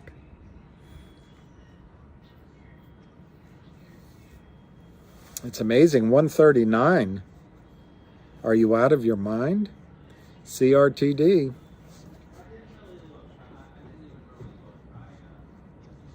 Yeah. All right, let's get back to the main snooze fest. GTII, 356 to 357, 356 to 357, 357 up 10 cents, 748,000 shares. What is the code you mean changing? Good for you, sweet Lou Austin. Couldn't be prouder for you. Couldn't be prouder. Yeah, it's got legs and arms and teeth, too. Really, Max Russell?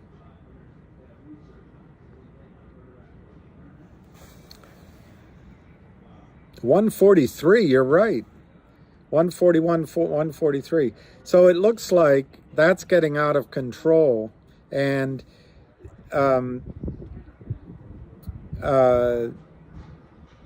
they may be able to step in and do something. It's also looking like somebody earlier on this call said that she couldn't buy because there was a reorg announcement, something about reorg.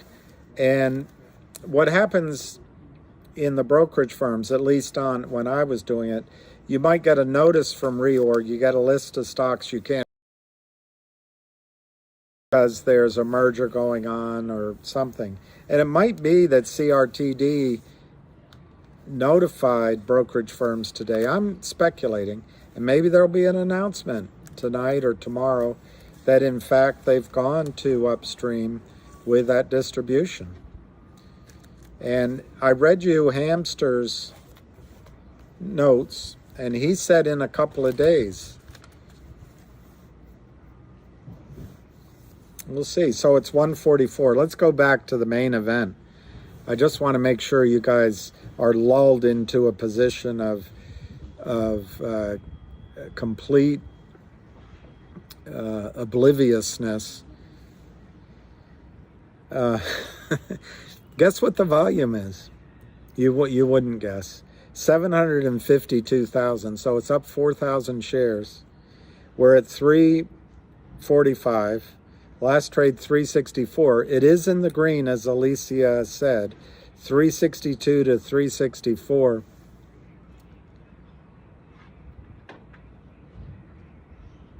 Yeah, it could EOD. Although I didn't see a huge, Matt, I didn't see a huge bear rate in the morning. So I don't think there's any need for day traders to cover. On the other hand, I think it has broken through certain resistance, and if there's people wanting to buy, they may buy at the end of the day. Yeah, Avid is right about CRTD. Yep. Alicia, let me go find out. Win or lose, my little darling. Win or lose, my little darling. All right, finger. Ooh, 666. Is that a good number? 666? Why, Tyler? Wow, that's great. See, that's taking action, because you don't have to be helpless in a stock.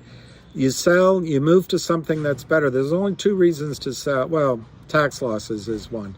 Only two reasons to sell. One, take a profit. The other is you see something better. You saw something better, and that's awesome. That's awesome. That's a good point, your dad. So, Alicia, 664.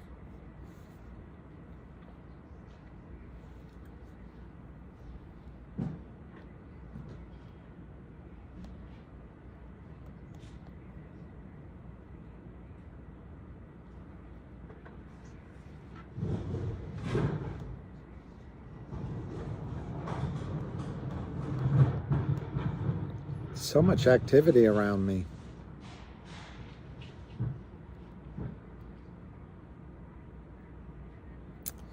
So much. It is a better number if you flip it. CRTD, I don't really know, but the main thing about all three of these stocks is their short squeeze plays.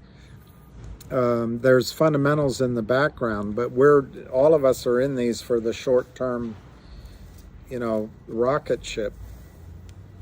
And what CRTD has is they've already announced they're going to distribute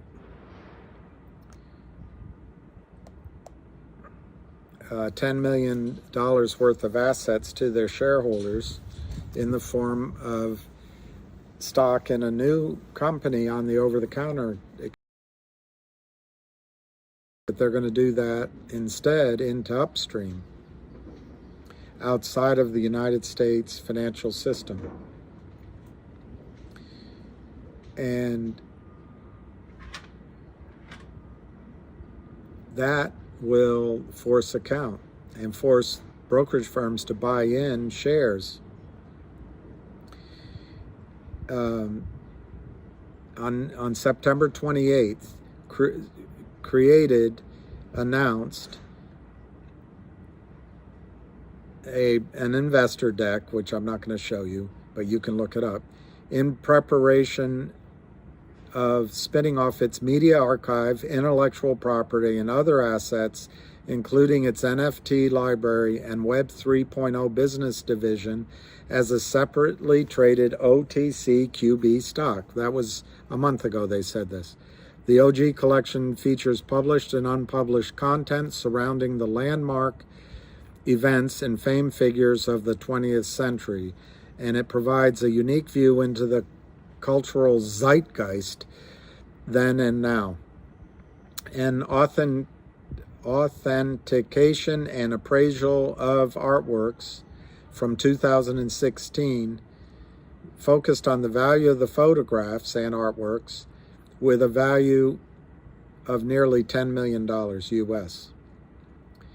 The company is undergoing an updated appraisal by experts in the field. They're all out in the field in preparation of the spinoff. A strong community of enthusiasts, collectors, archivists, and others have nurtured the OG collection's intellectual and business value over the last 8 years. Commented the CEO, Jeremy Frommer, the release of today's presentation, which will be filed as an 8K, allows us to make progress on the monetization of one of Created's most valuable assets. As part of the company's overall reorientation, we are spinning off non-core assets and intellectual property. Our business divisions are well positioned to be individually spun out due to, that should be attributable to, but all right, due to their maturity and Created's ability to maintain a service level relationship with them is similarly well positioned. We have assembled a great team, blah, blah, blah, blah, blah, blah, blah, blah.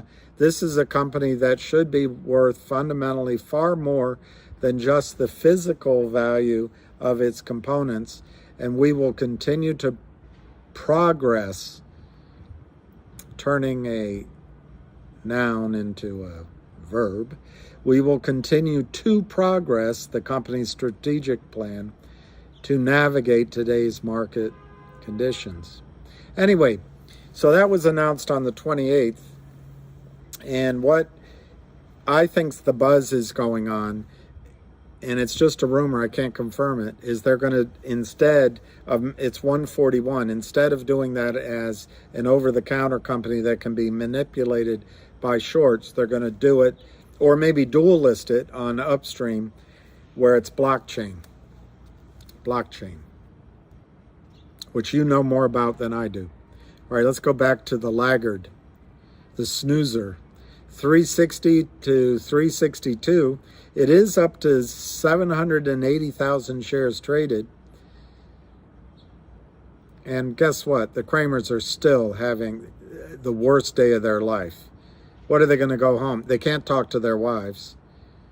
Hey, it's okay. It was only up 13 cents today. And, you know, we only had to short another 500,000 shares. And we wash traded 250,000. It's another, live another day. This is a bad day for the Kramers. 356 to 360, 356 to 360. You know, live by the sword, die by the sword. I think that was Hamlet or the Bible, one of those.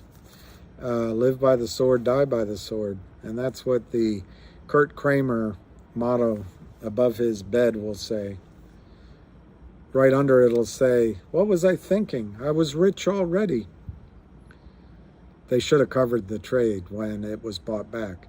356, 360. We've got 6 minutes to go. 786,000 shares traded. Couldn't be more exciting. 2,000 shares.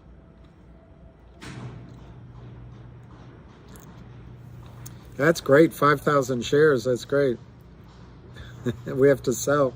Honey, we have to sell the kids.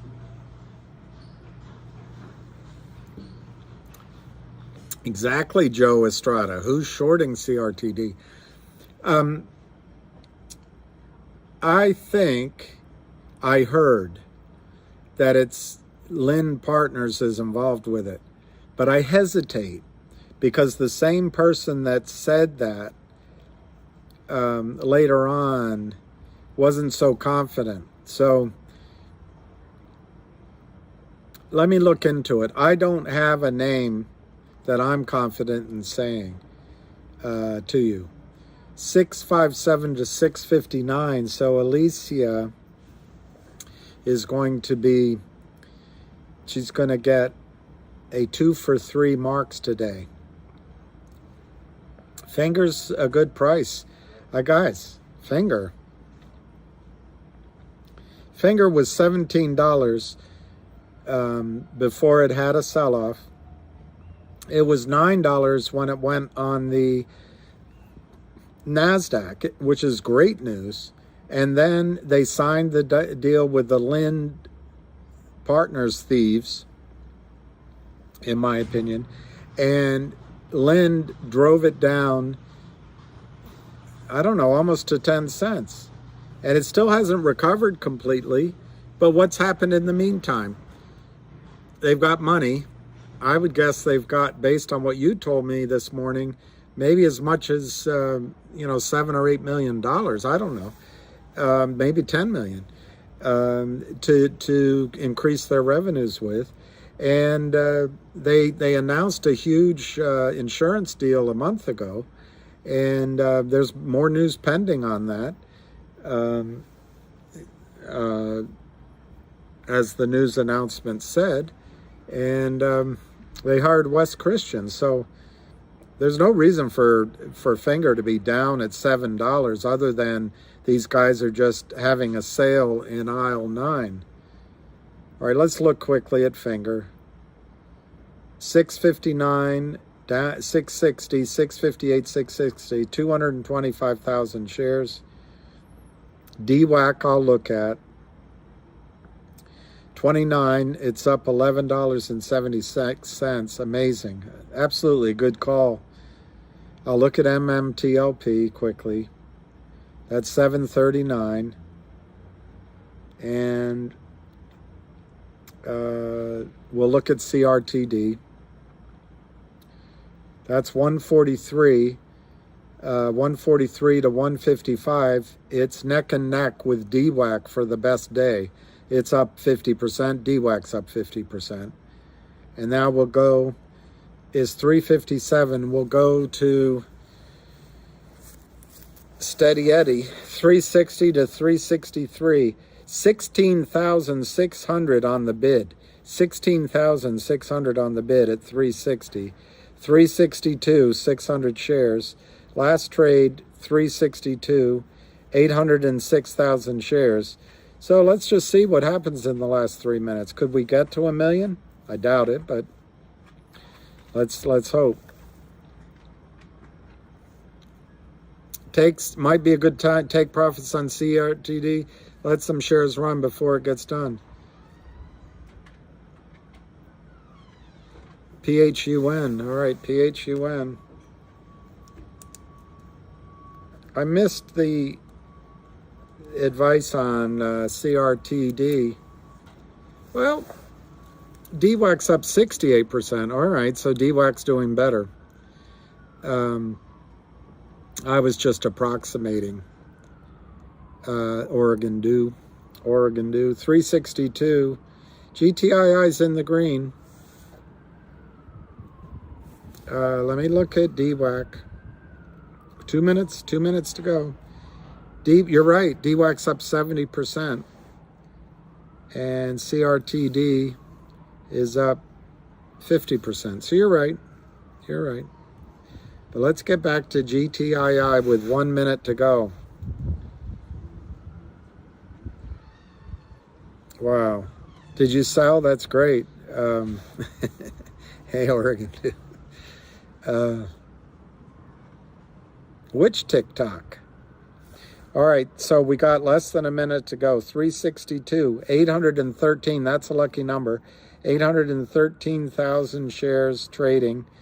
361 to 362, 361 to 362, last trade 361. 814,000 shares. Less than a minute, 360, 360 bid, 362, 360, 362, 362, 360, 362, last trade. 814,000, maybe 100 shares traded, 15,400 on the bid. Looks like it closed at 362, which was the ask. So that's and then the bid disappeared. So we closed, it looks like, at 362 on GTII. And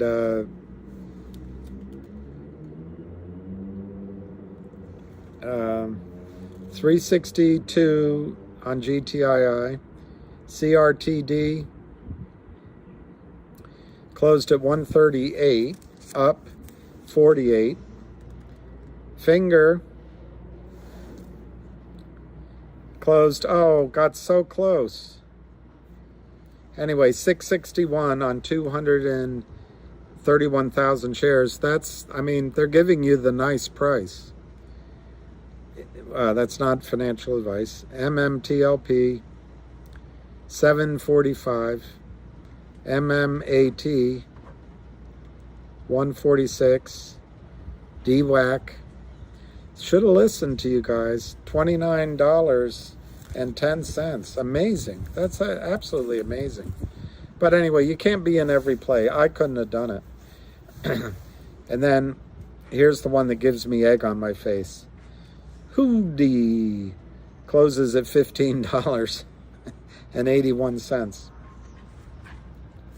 So it didn't have a dead cat bounce. Let's go back to see what's happening on GTII. It's up. No, it's not. It's flat on the aftermarket. 814,000 shares traded. I think it's a good day. 362. Avid will say, but I think it's probably right at the resistance on that pennant or just above it. Either case, I think it's good, and I think it shows there's a large buyer in there. Let me see what's going on the pickle game. Maybe Ham took a break and said something. Yep, Ham 2 minutes ago. Dozer, can you post the data on CRTD and GTII? CRTD has to be 70%. What he's talking about is 70% shorted. And GTII, his guess is 75 to 80%. And then he said he has the runs. No, he said he has to run. So we'll see. He's playing pickleball and still able to predict.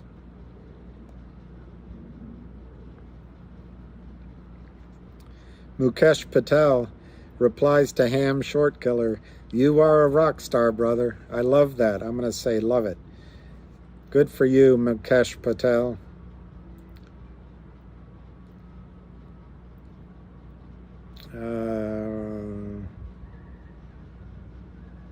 Okay, on GTII, we just found out who it was.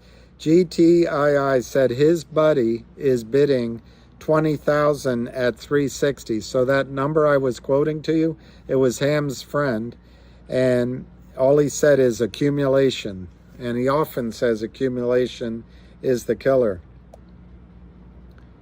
And then Blake McWilliams, I think, has a good idea. CRTD,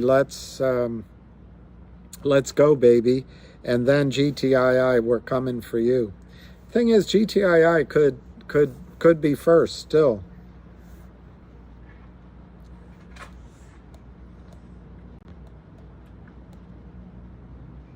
All right, 35 minutes ago, Ham said, GTII and Finger, just look how the naked shorts keep selling. Just like they did at the low levels in the name. And then he wrote, CRTD is ready to explode. Same pattern all the time. Albert put up GTII, another low volume day only means no one is selling. Bravo. So when fold? My gut feeling, the moment the second digital dividend is announced and dual listed on blockchain, ATS, I'm not sure what, alternate trading system, i.e. upstream or T0, the whale and the whales, the whale and the whales circling will pounce. That's an excellent post. That deserves not only a like, but a retweet.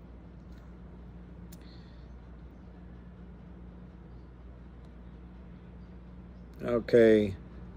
And then Reggie for the World says, triple play, CRTD, GTII, finger. I have a hunch, they all start running before Thanksgiving. And then Ham wrote 49 minutes ago, CRTD, just like the others. Data doesn't lie, people do. 300 million CRTD to cover. All right, I'm going to look at what you're saying. No, Matt Lyon, motivation.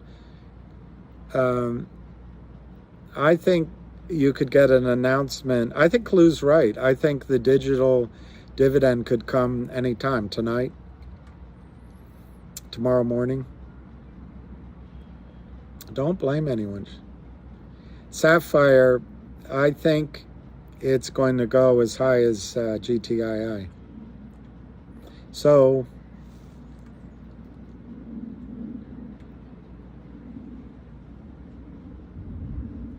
I think it could go to 800, 1,000, 1,500. They did put the news out, Roger? Hey, lottie, lottie, lottie. Yeah, it's after the hours, isn't it? Thank you, Roger. Roger. Doctor. Okay, hot off the presses. You're hearing it here first. 3:58 p.m. Created and announces application for dual listing on blockchain-powered securities exchange Upstream. Pretty powerful.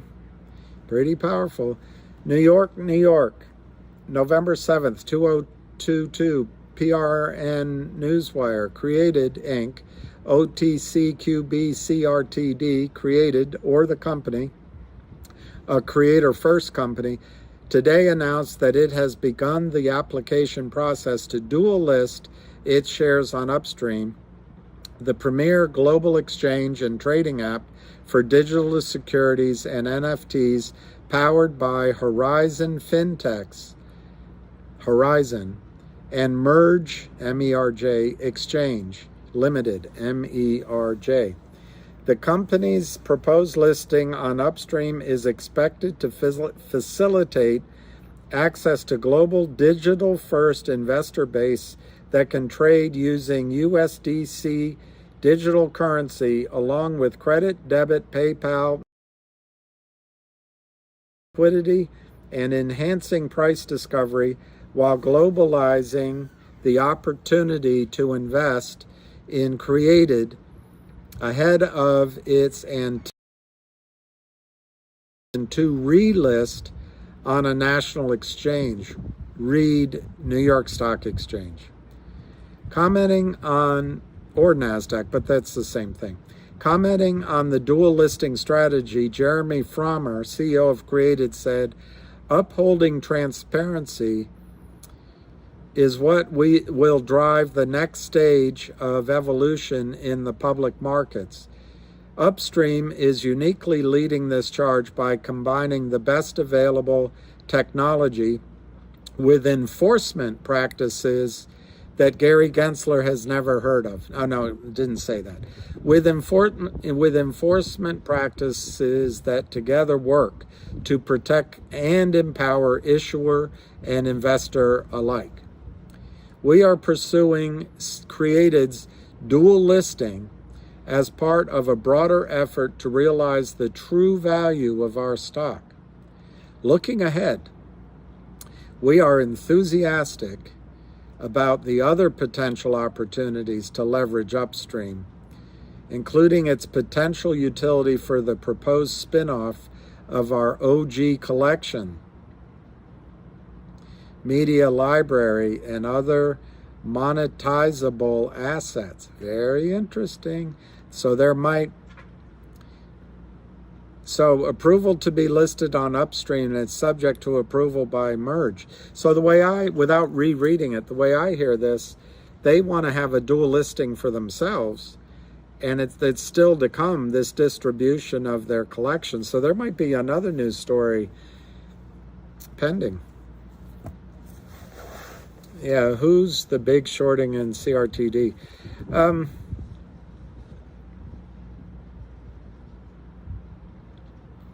I'll do a little. I mean, I focused on GTII.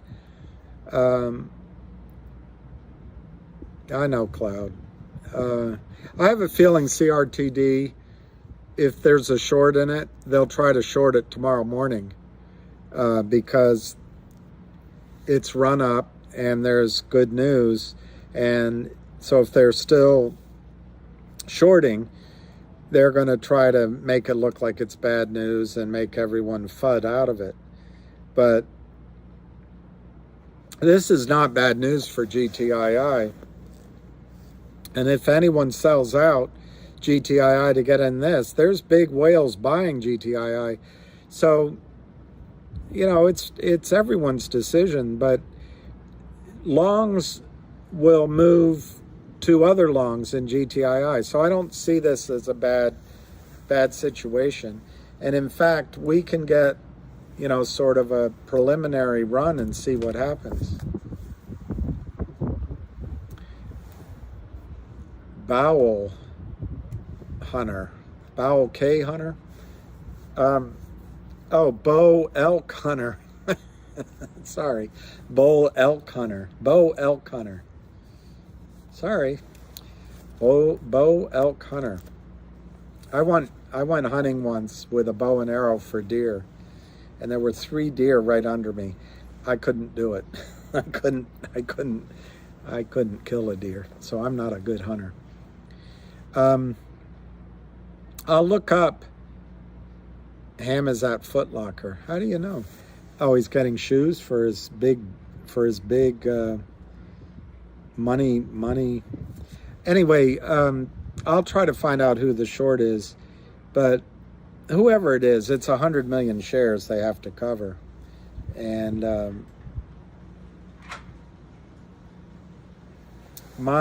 hey, I have to get off this call because there's free girls for me to talk to. My targets are very high on CRTD, but I don't have a lot of facts. But I don't need a lot of facts.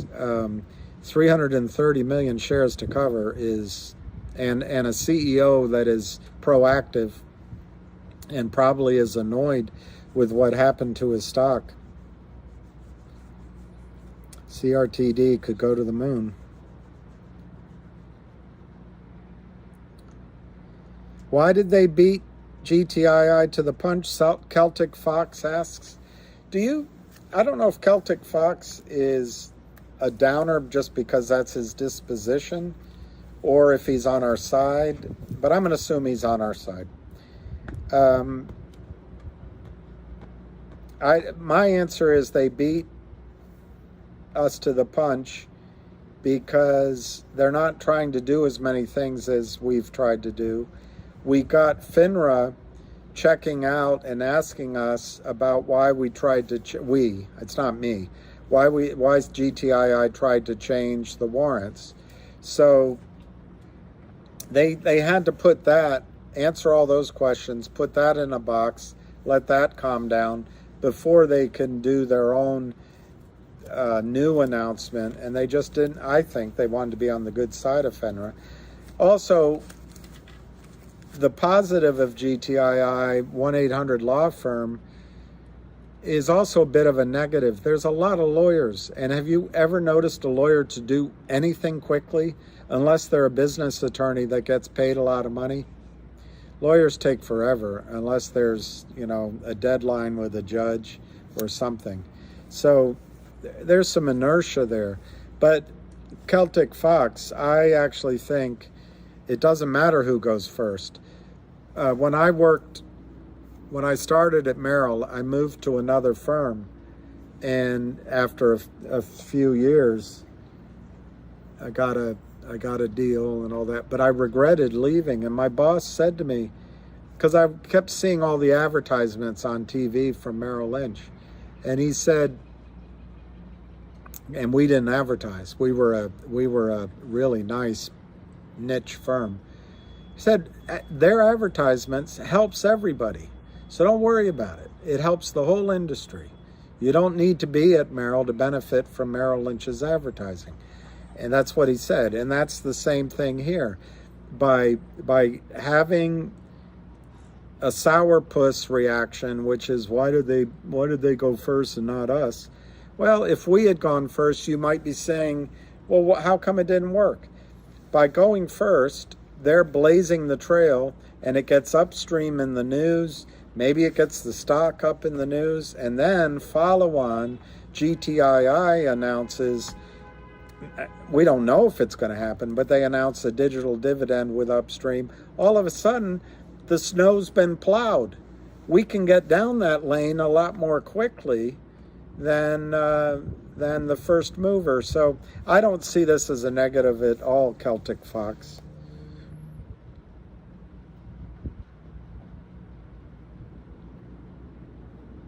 That now Ham's answer to that question 9 minutes ago, I guess while he's taking a break from pickleball.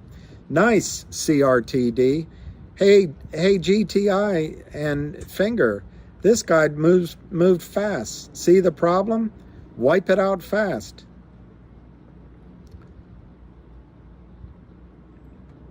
So that's what he said. You know what? If I were GTII, I'd say to CRTD, I'd be like Norm Macdonald.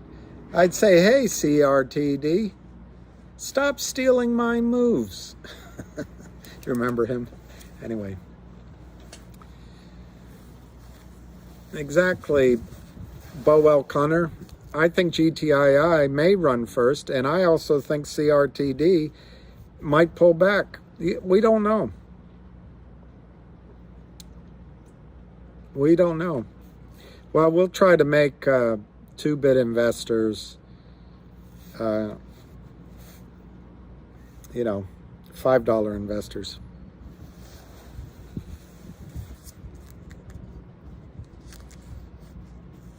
Well, that's right, Christine. I guarantee you, at least in my experience, if you hop from one to the other, the one you hop from moves.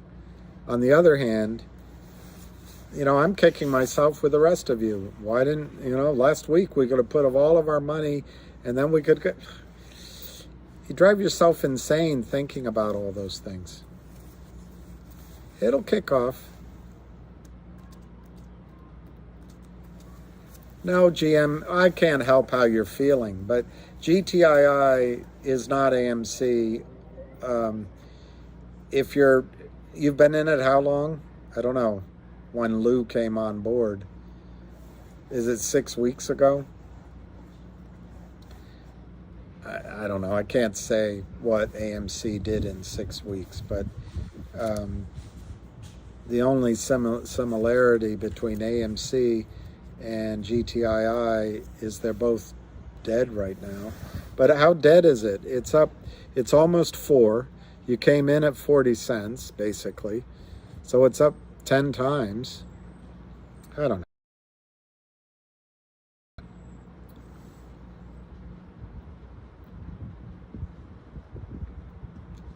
Exactly, Fabian. You don't know which one's going to run, and Kurt Schilling was a great pitcher, and you'll get another chance. I'm telling you, be light on your toes, ready to dodge and weave. You'll get another chance to add to positions. You might have to pay a little bit more, but if you want to increase your share positions in some of the others, you'll get a chance. And I think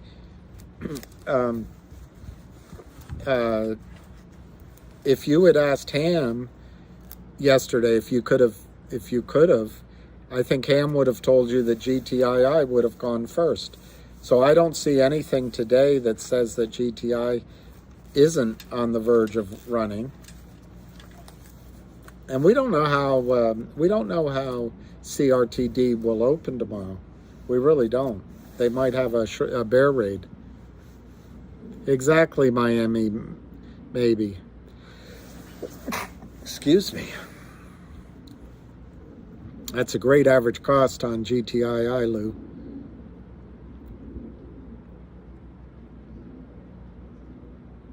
No, it hasn't run first, but I think if you had asked Ham yesterday, he would have said GTII would have run first. So my point is that nothing's changed just because CRTD. In fact, if you're the CEO of Upstream, you might have said to GTII, hey, let me take care of CRTD first, because they've got a couple of things going, and then we'll do your announcement. I just think GTII, I think it's all good news for GTII.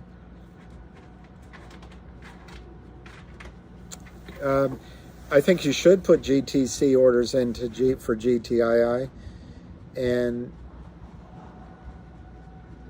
yeah, that's a lot. 900 shares is terrific.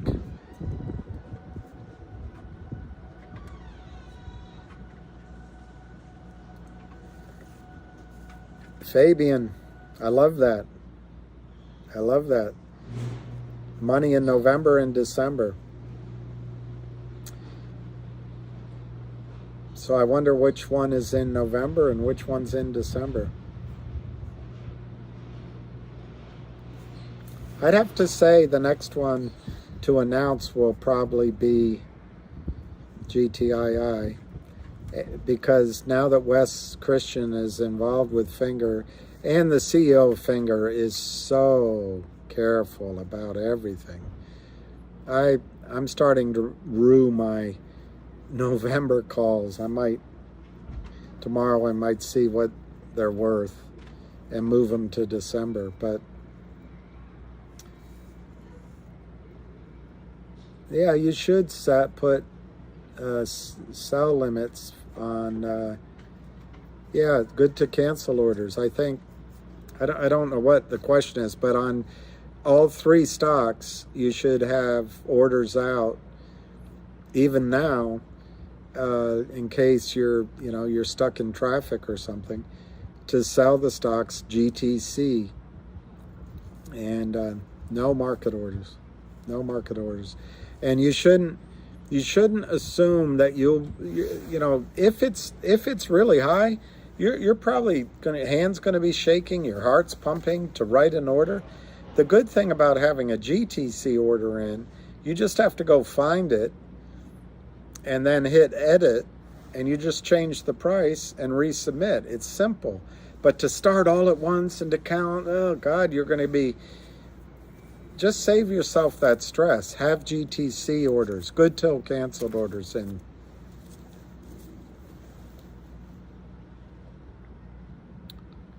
Well, the pepper pusher, that's a problem that one faces, and it always gets you. I could have sold at a higher price and now it's down. When you roll these over, you're losing the current price and assuming the price. Well, I might not do it tomorrow, but I'm going to see what the prices are in the morning. But I think for me, look, there's two choices with the calls for November. Just let them ride. Just let them ride. Because there's a chance that the squeeze in Finger or a big rally in Finger happens in this week or next week.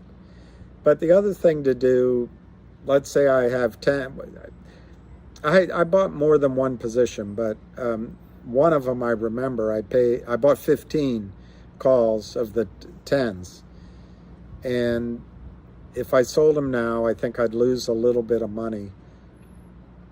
So, but I'd still have money from the sale. So I could go out to December or go out to February, and maybe instead of 15, maybe buy 10, or instead of 15, maybe buy 9.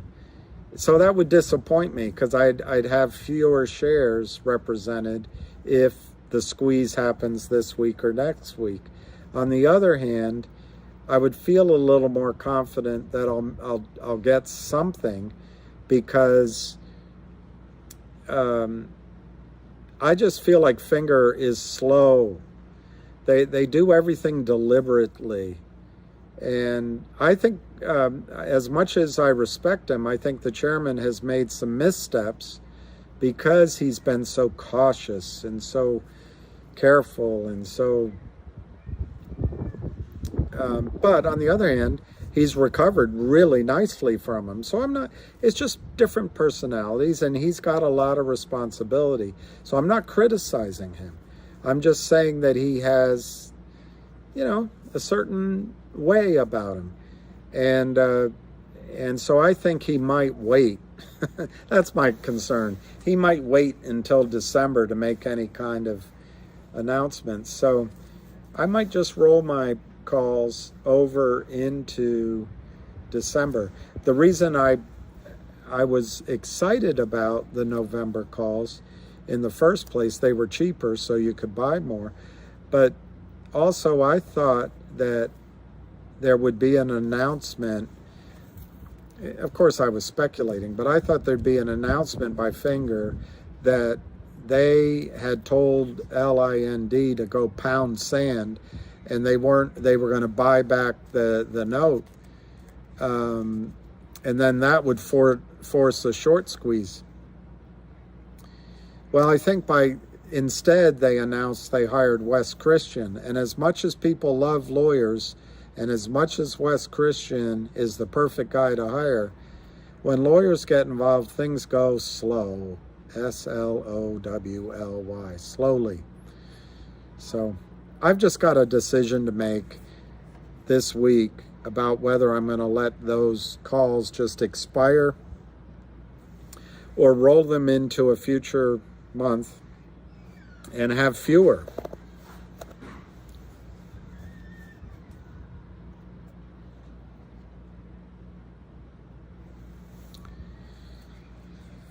So I have to hurry up and catch up with my audience. As I'm blabbing on, they're talking about something else.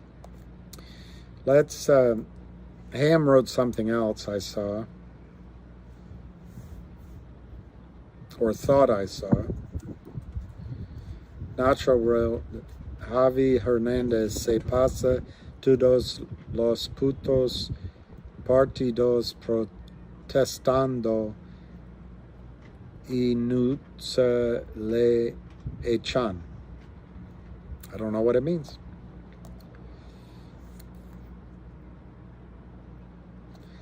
Now, there's that downer question.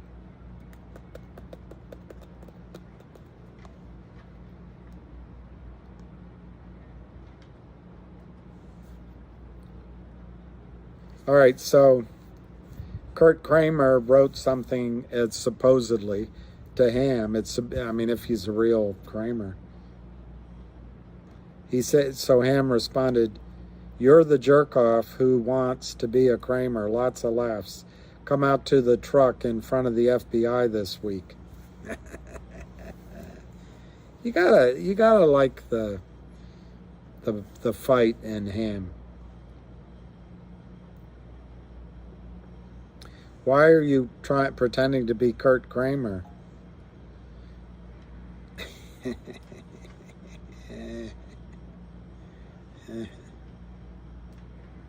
I like Ham going after him. That's great. All right, so that's everything on Twitter, I can tell you. The weather here is so beautiful. I don't mind talking to myself while you guys have intelligent conversations. Yeah, exactly, Pepper Pusher. Remember that if you sell at a loss, at least you get a loss. And you can always buy them back in 30 days.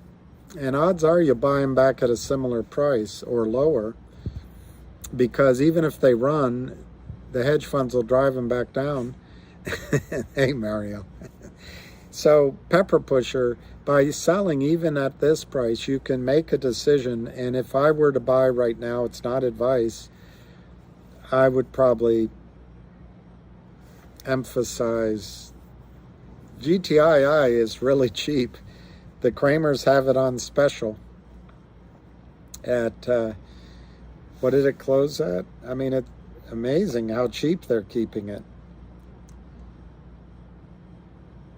I mean, just look. GTII closed at 360. That's pretty amazing. I might try to get what I wanted in that one. But then finger is cheap too, because at a minimum, I think finger will go back to its old high, which is 17. So that's 10 points in there on finger. But I think it'll go a lot higher. Like Cam said, it could go 30, 40, 50, 80. And that's a nice trade. And then CRTD, the only risk about buying CRTD tomorrow, well, there's two risks. One, you don't buy it and it keeps going. But anything that goes up parabolically comes down pretty quickly. So I guess I would wait for Avid's analysis. But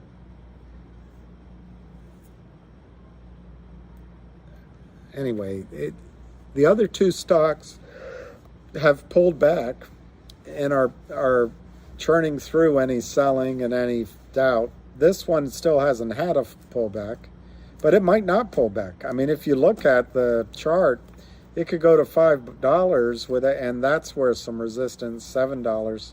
It may not pull, it may not settle in until it gets up there. So maybe you just buy a bit of all three. But I think I'd focus on GTII.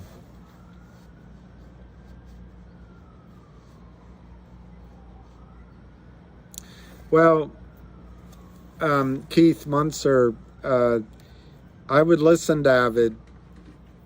Avid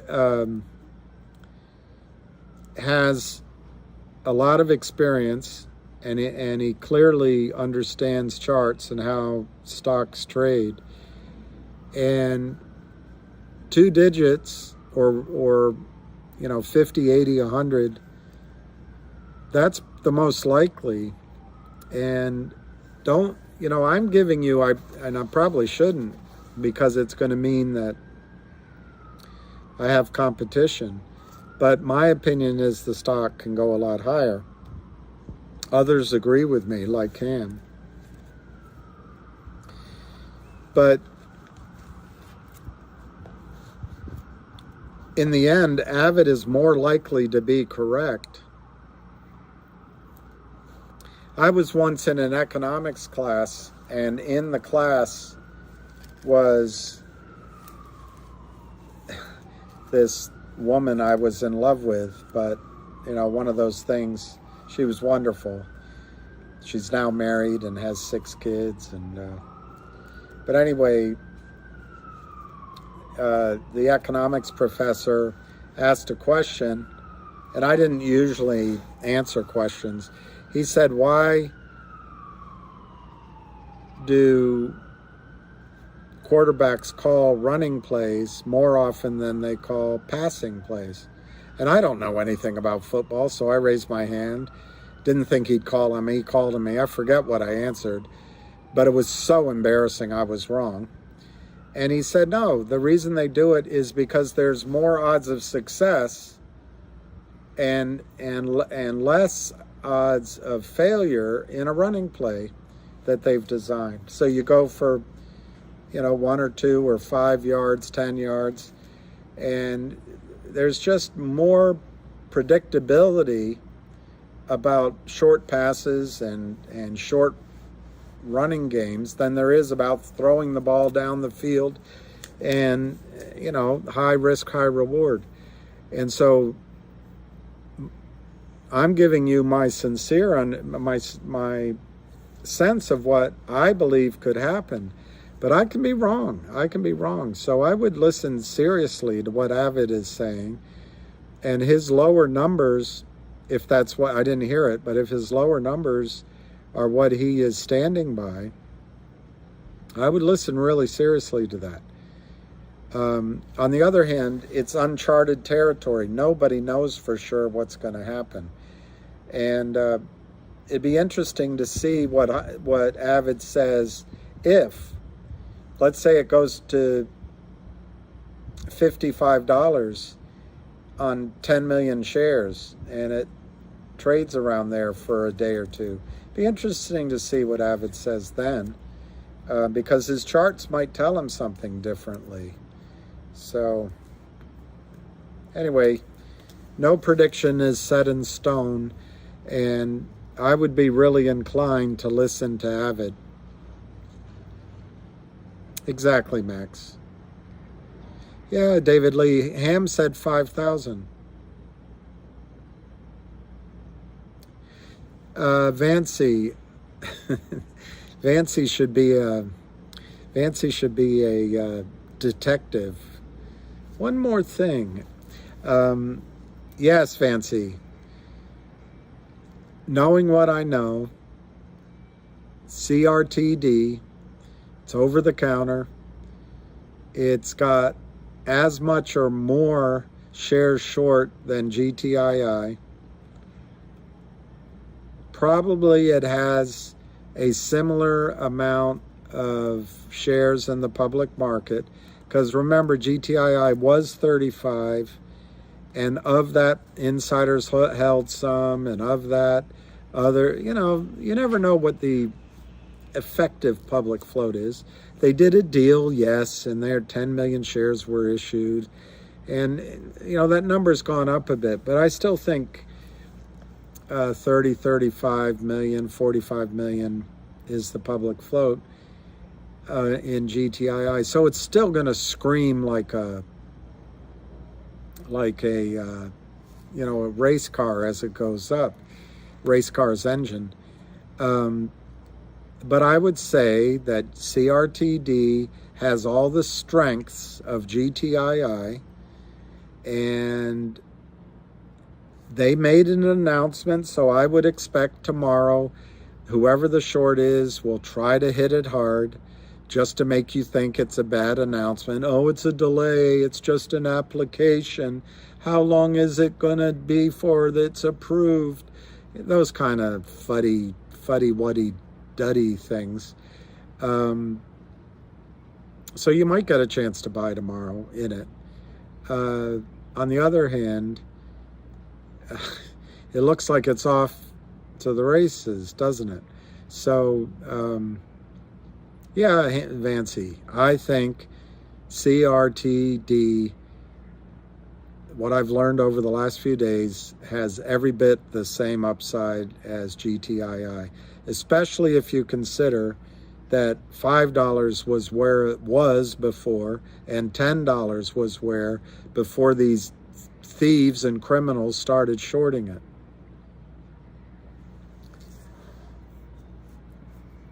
I only come here for the singing.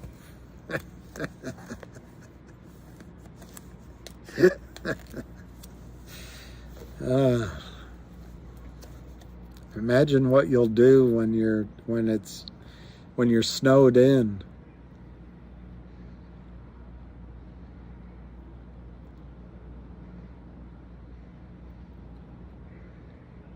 Yeah, it'd be nice to get a,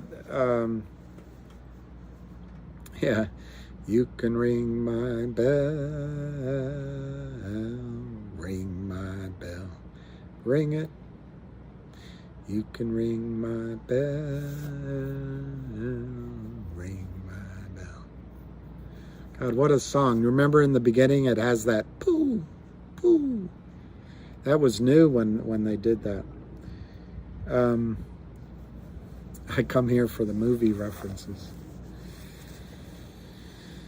Yeah, I wish I could remember all of them. Doctor. Trading Places. He's sitting there, and one of the Duke brothers says, "This is orange juice, like you might see in any supermarket or have served to you at breakfast." And Eddie Murphy breaks the fourth wall, and he looks right at you. He was great. He was so funny.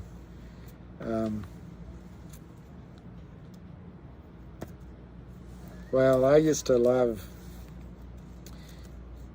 you can tell by the way I use my walk, I'm a ladies' man, no time to talk. I used to love that song when it came on. And I got to tell you, I was seeing someone that was, I had to, anyway, she really liked me, and I was trying to be careful. And anyway, I won't go any further. She was Canadian. She was wonderful. But we would meet at the Marine Bar or the Canadian Club or the British, what did they call it? The British, they also had it. But back then, that would be one of the songs that would come on. So yes, I would grab her and we'd go out and dance to it. I'm not a good dancer though, and I certainly can't dance like John Travolta. 143 in the, it closed at 138, but it's showing 143 after hours, CRTD. I didn't talk about it, Christine, and I don't mind talking about, I'm not a player. I just, I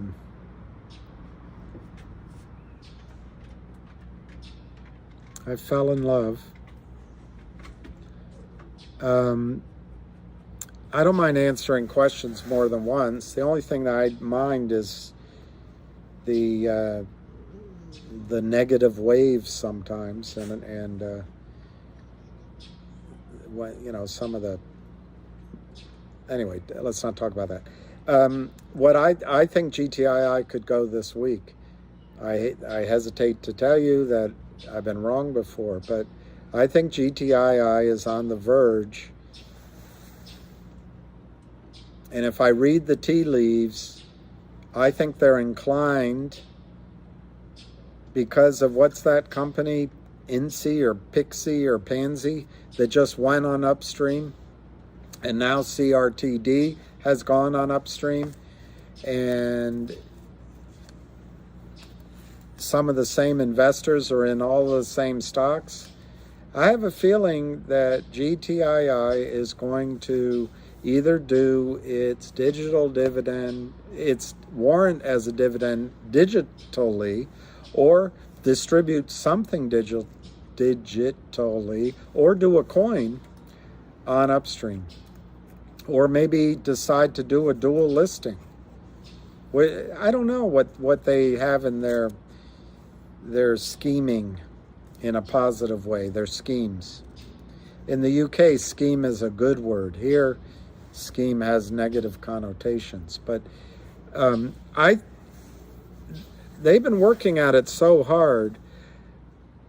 My guess is you could get an announcement from GTII tonight, tomorrow, the next day, very soon.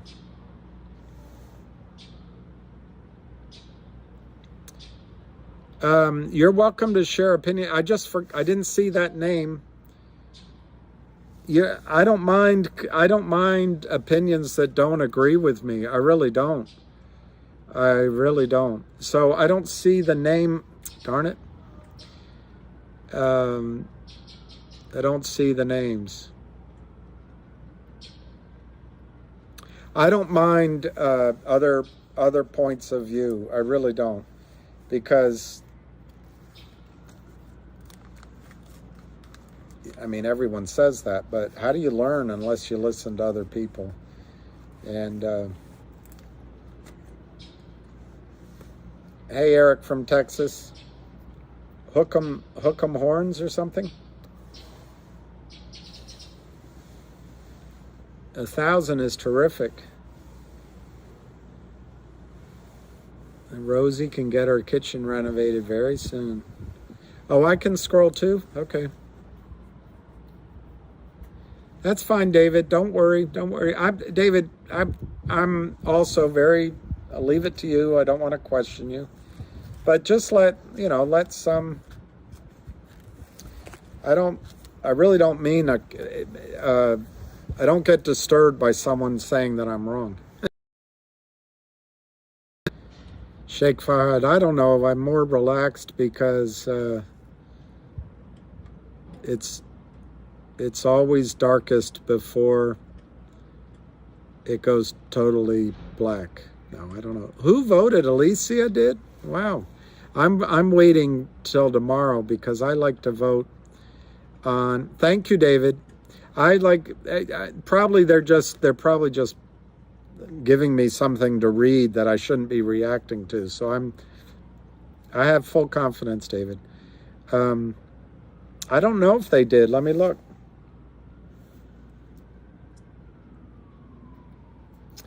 It said on E-Trade, it says none are available. No one was at the poll. Well, I wonder what that means. What state, Alicia? Where?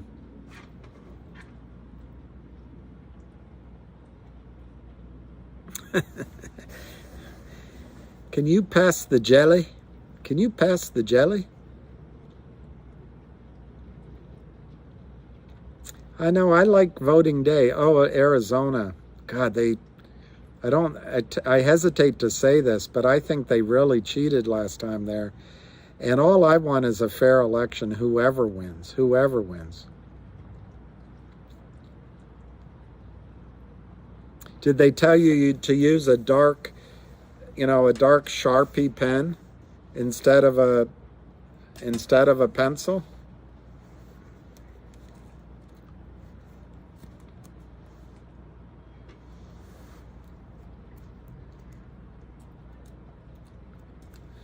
They did? Oh my God. They think it's going to work again. Well, it might. That's the unfortunate thing. It might. I would trade whoever wins if we spend the next 2 years making sure that it's one-day voting, ID, and paper ballots.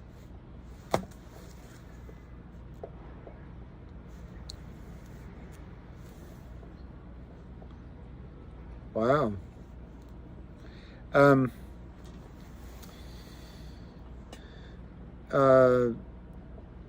We could have, that might be interesting to get some reactions. Just check real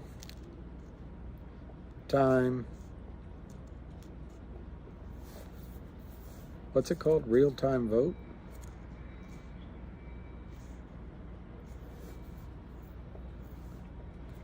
No, it's not called that. It's called, let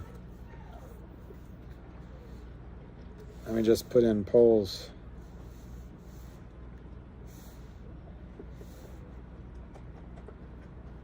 I'm not going to look at CNN or Reuters or New York Times or 538. That's what I want, 538. I don't totally trust them either, but the latest polls have approval for Joe Biden up 1%. No, it's hard. It's my eyesight. They have Joe Biden's approval at 41%. I don't know how believable that is. They show Warnock beating Walker in Georgia. I'm not sure how believable that is. See, that's the thing. You can't trust any information. In Missouri,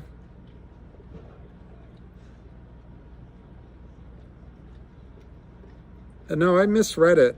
It's really hard. They have Walker. Here, I'll turn it on its side. They actually have Walker beating Warnock. It's when I watch all day, I don't wear glasses to read, and it gets a little bit. Now I can see it.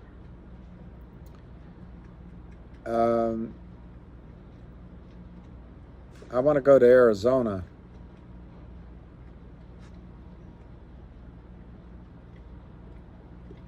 I want to go to Arizona.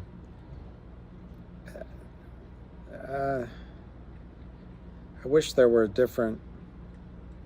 Let's go look at Charlie Cook. I don't trust this 538.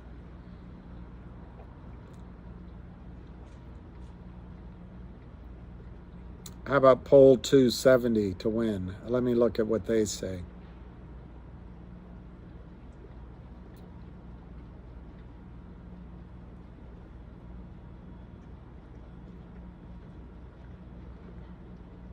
House.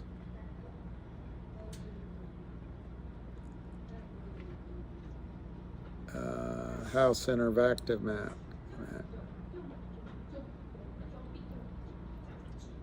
All right, so they're showing 270 to win. Yeah, polls are for persuasion, not measurement. I also think polls are meant to give cover for if there's, malfeasance in the count. All right, so that's you're going to see there's somebody spamming me. Just ignore that. But it's 227 Republicans to 199 Democrats that's what they're projecting. See what he's saying? See that guy?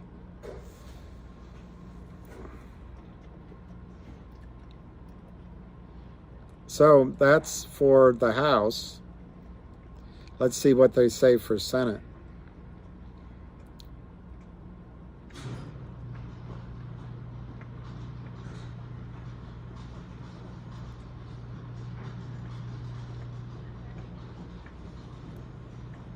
That's actually interesting. That's a good sign that the House might change. Ooh. I shouldn't have said that loudly. All my neighbors wouldn't want to hear what I just said. All right, just get prepared for some bullshit. I don't know who he is. I think it's Kurt Kramer or Charlie Mayo myself. Democrats 48, Republicans 50 is what 270 to win is saying. And the two states, they have Arizona going blue, and they have Nevada uncertain, and he's got a good vocabulary, and Georgia.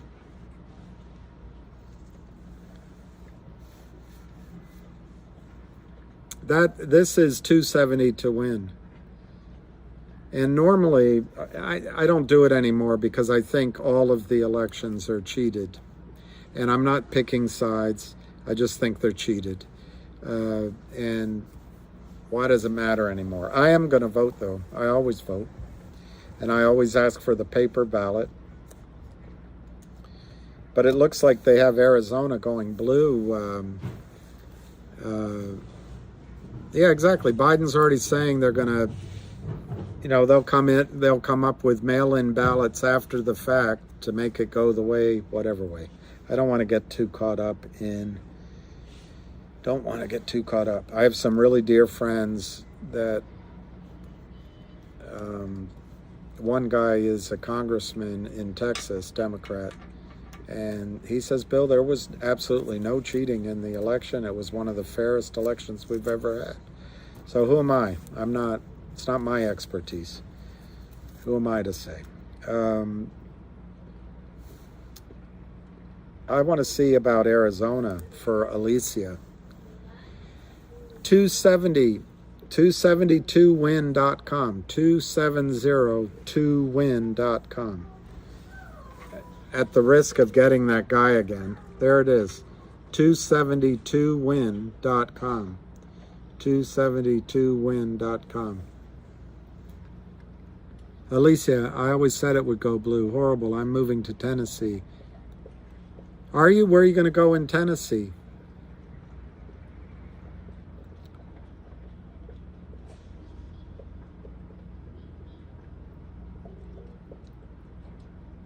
I like Tennessee.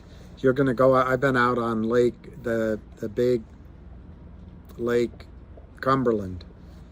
I was there for the races of the cigarette.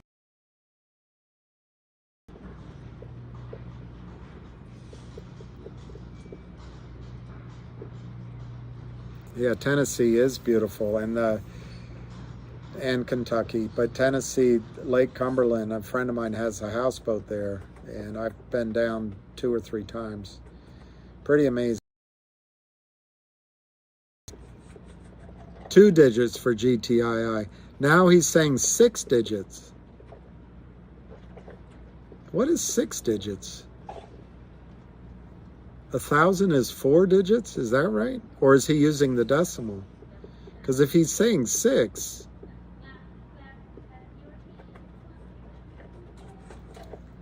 Well, let's look at Arizona. And then I might have to get off at 5 because there's so many of these guys destroying the conversation. 6 digits, so that's 100,000?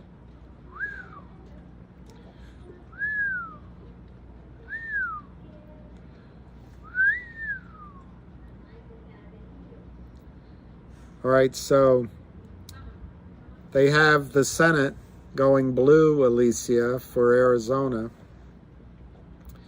But I want to get back to the House.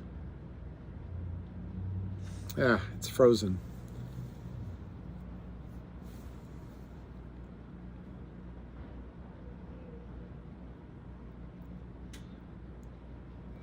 Well, my phone is frozen, so I can't go. But I think they're looking for blue.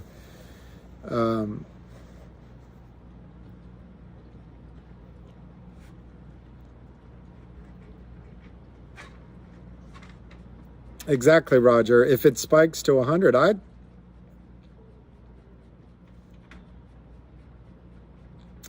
he didn't say 100. He's just making stuff up. Yep, okay. Yeah, Pepper Pusher. I think are you a retailer? What do you retail? I think the economy, it doesn't matter who wins.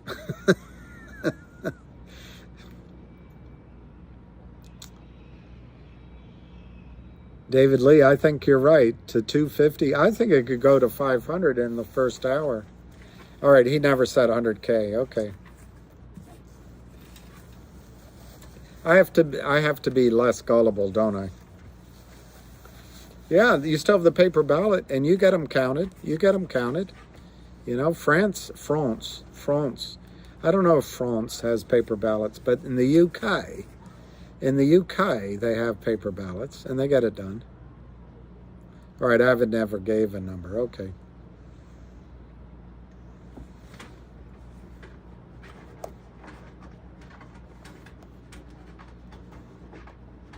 I don't know why my phone is frozen. Maybe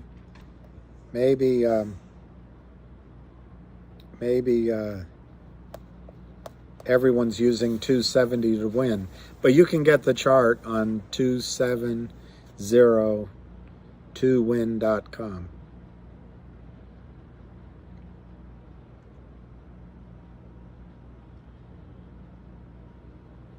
Yeah, I agree with that, Tony. I won 2,500. And Jay Perez, 400 to 600. And a pullback. The pullback will be scary. I got censored for saying the censor was too censorious. Censorious sounds like senatorial. Yeah, Alicia, oh yeah, let's all go buy. How about if we all buy a Powerball ticket and promise to put 10%? Whoever wins becomes the whale that drives GTII to the moon. We could all promise that.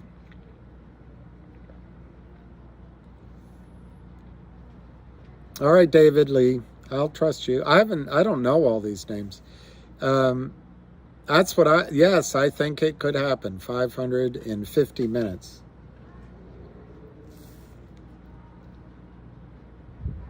$10 tickets. Wow, that's a lot. I'm going to go buy. How much do they cost? I might buy that many. I just don't know how much they cost. We should do it as a group. Yeah, we could do that.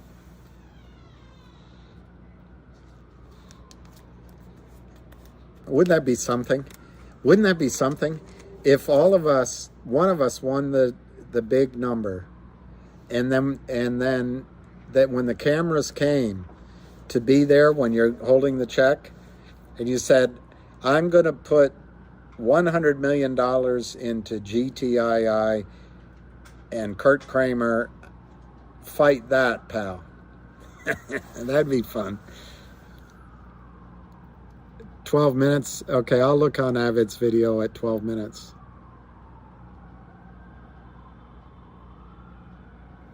Yeah, okay, $2. So I'll buy 10. I might buy 20,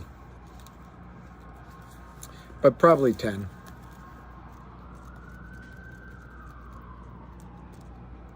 Wow, you almost had it. See, you're onto something. How do whales bypass the brokers? No, no, no, Jeff. I think number one, a whale can decide on a given day not to buy, but I think whales realize that the Kramers are selling, so why run it up? Why not just let the Kramers keep selling to them? And they probably, I'm just guessing here, I have no idea, but let's say I'm a whale and I wanted to own 25 million shares. But I could run it up and pay $10 a share, or I could sit down here and accumulate it at 4, 5, and 6, 3, 4, 5, 6, just keep accumulating. And maybe by the time I get to 20 million shares, I just am indifferent. I say, okay, keep trying to buy, but don't run it up. Just keep sitting at the bid. Don't worry. And if I don't get the extra 4 million shares, I'm happy with 20. So that's how I think it's going. Wow. Sapphire, I wish you had won. David Lee, that's great decision. I don't have the courage, because, but I think you're going to be right. Oh, he's asking how they're buying when orders aren't being filled. That's a good point, actually.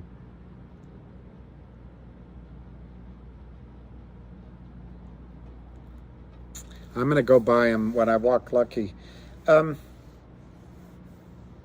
a good question. I mean, Ham just said that he thought maybe 80% of these shares are going to be short.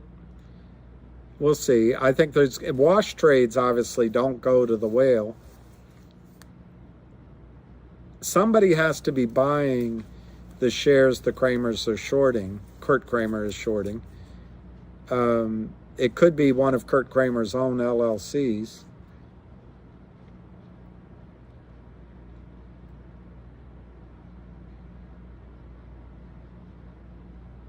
It's a good question. Maybe they're block trades. Maybe it's on a block desk. Maybe when Kurt calls in to sell, it happens. It happens with a market maker who defers the trade to where the whale is. I don't know why you're not able to buy and the whale would be able to buy. I just don't know.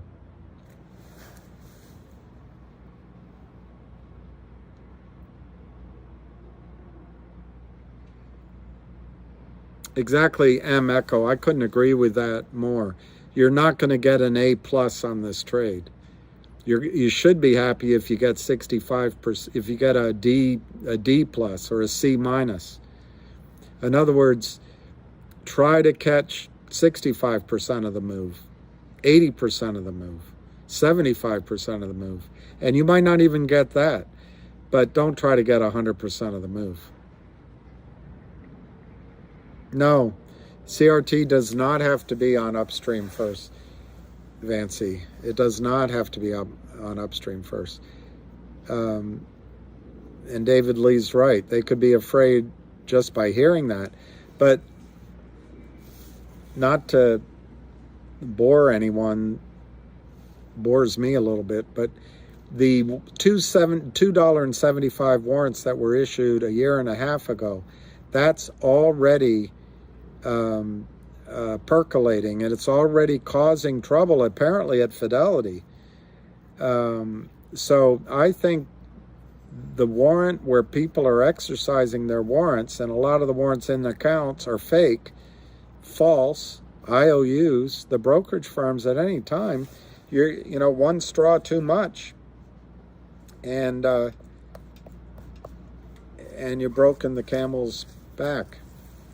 That is really nice, Dylan. That is really nice. In fact, it's quite something. Let me see if Lou has a video right now. If I put it up, you're gonna see things from a child. But someday, God may bless him with awareness.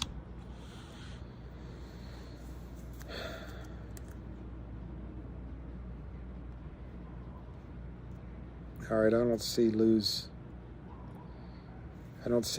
video.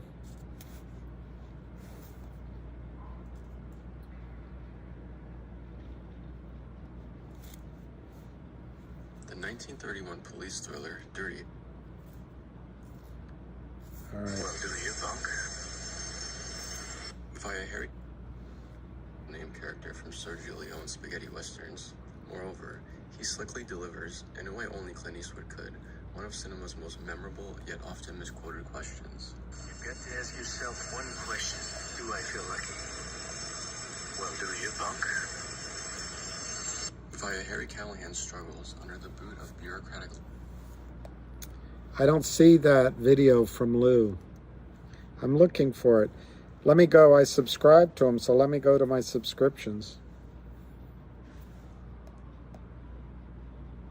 Ah, okay. What's going on, motherfuckers? Okay, so pretty much the talk is right now that Brutus is in GTI and trying to dump blocks of shares in order to keep the price action down. I don't know if that's true or not. I don't know their connection that they have with the prime broker or the shorts, but people need to understand something. Even if they are and they're dumping shares a couple of pennies underneath the price in order to cool things down, there's such a void of shares, available shares, that they'll just be sucked up. It's no big deal. So if they're doing that with a share count coming and retail still buying and the price being this low, I wouldn't pay too much attention to that. There's no option chain on this. So as far as that hurting us, no. The only thing that hurts you right now is you feeling like, you know, this is going nowhere, because that's what they want. That's the reason why they dropped their shares at those prices. So it's no big deal. It doesn't matter. If they drop it and people buy those shares up, what are they going to do afterwards? Nothing. So it's going to be a funny day, because at the end of the day, this thing is on the verge of doing its rip, and it won't even matter. You won't even remember any of this stuff. So don't worry about Virtus. Let them drop. Whatever. I don't know who the guy is he's referring to, but he's right. I'm not going to repeat what the text said. All right, here's another one he said. Well. What's going on, my silly little motherfucker? All right. Taking the day to be normal. But I'll give you your GTI and all the other fucking recaps. Here's the deal. GTI, if you were watching today, you would have seen that there was like really no movement in the stock. That's because there's no fucking shares. And when I say there's no fucking shares, you have to understand the two major brokers, TD Fidelity, they're like down to like a nub. When I mean a nub is basically they'll fill small orders, but large orders they won't. So on the other side, the shorts, as far as them, you know, dropping shares back and forth, washing them with their boys, that slowed down a lot. So people today were like, oh, there was no movement. That's bad. No, that's actually a good thing. The thing about a squeeze play is this. You want to take away all their shares and then squeeze them because they need the shares. It's this is supposed to happen. And you put out orders out today, you probably saw that.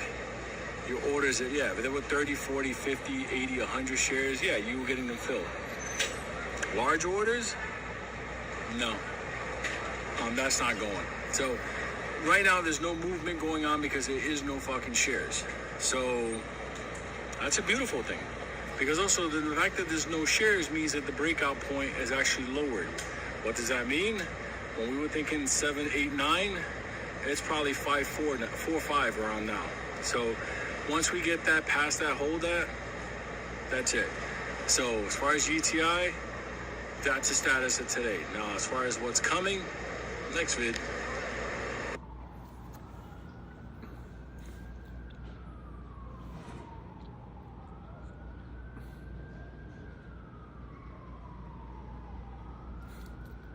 There's another one. What's going on, my silly little motherfuckers? All right, listen. Here's the other side of the fence. One of the major hits we were waiting for is for when GTI's legal was over. We were gonna give the phone call over to the other side. They're wanting the names and the share counts of everybody. That's coming. I think Abbott's gonna do a video on it later, so I'm not gonna steal the thunder. Let him do all that stuff. But as far as the coins, remember, the coin, the first phase of it was once creating it. The second one was getting the information. My name, my share count. Your name, your share count. And that's how it goes. In my opinion, I don't really believe they're going to allow the share count to happen. So anticipate the run very soon because nobody wants to get caught fucking around. Because this is an actual count. Okay, that being said, that's the wall that they're facing, that count. As far as what they're in right now, is the fact that there's no more shares to make this thing move. So that's cute, kid. They need the shares. They need the, the massive amount of liquidity in the shares in order to fucking make the prices go up and down. What's going on now with the count that's coming? I'm fucking calm. I'm fucking calm, and it's a fucking beautiful thing at this point because this is going to be retail's first win. This is just us. And, I'll talk about the other one. They're not us. Somebody up there. He's so cryptic sometimes. But I think he's interpreted it correctly. Today's volume was great. And yeah, there's no other videos. No, there's no news on a coin, Chuma Uamadu, but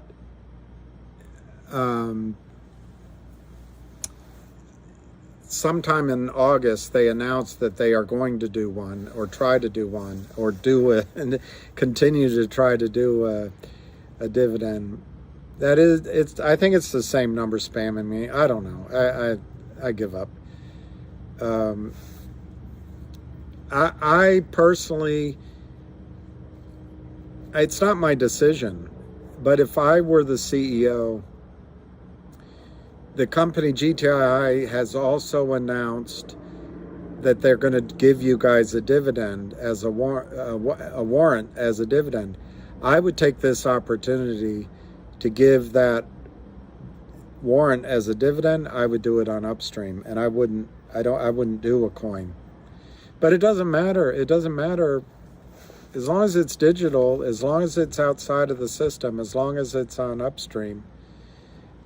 Wow.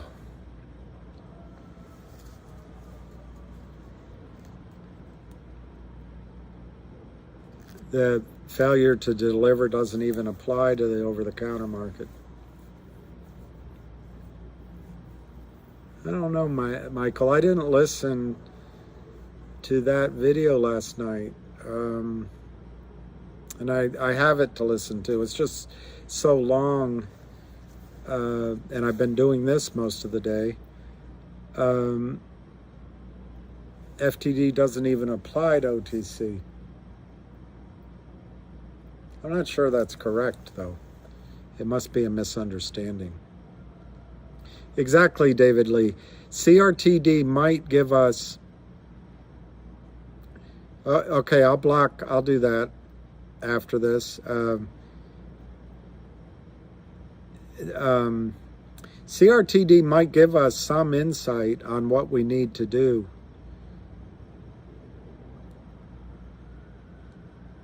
Oh, by making a lot of short videos, you can make money? I don't know. I don't even know. I might try the monetize just to see how it works, but I don't want to affect your experience. And I'll tell you, I mean, I doubt it makes any money. You did all right, Alicia. I have a feeling it's going to be you and Sapphire and Jennifer are going to win.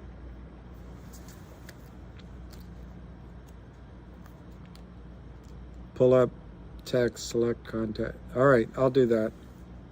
He'll just come up with another number, I'm sure, but I'll do it.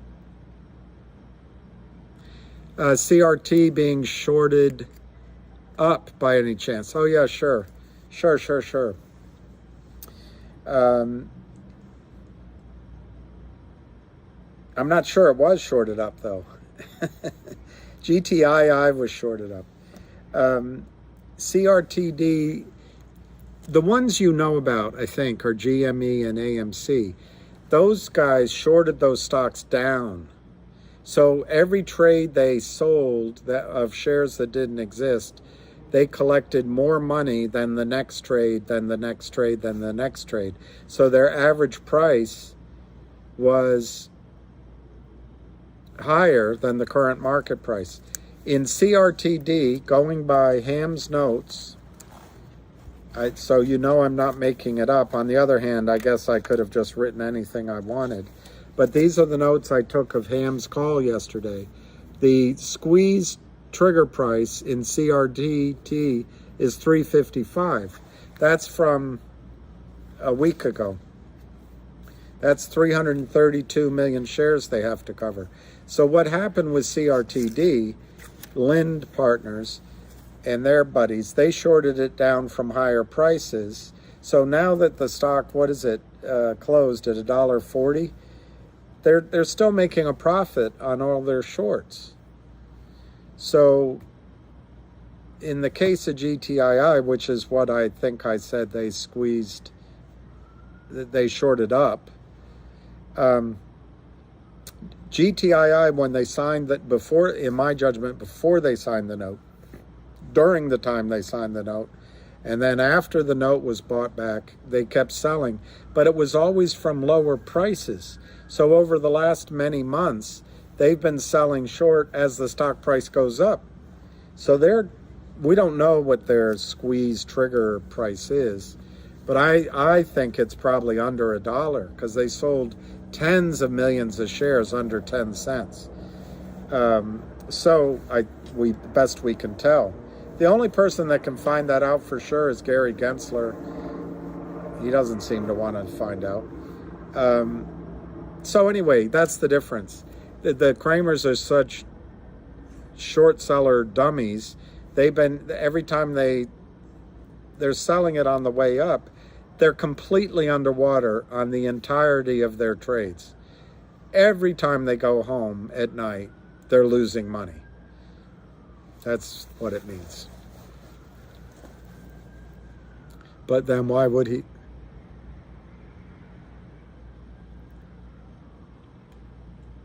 $5 breakout would be awesome. Yeah, Chuma, I hope I said it. But $5 breakout would be awesome, but is it 5 or is it 4? But anyway, it's going to be great. Of course he's on the take, or he's silently on the take. He doesn't want to risk losing his expensive sinecure after he retires.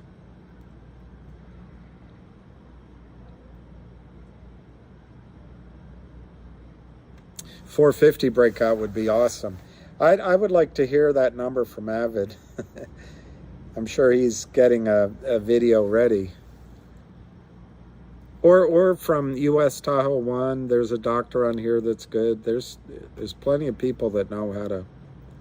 Oh, it is 450 is the pennant? All right, I thought it was lower number. All right, 450.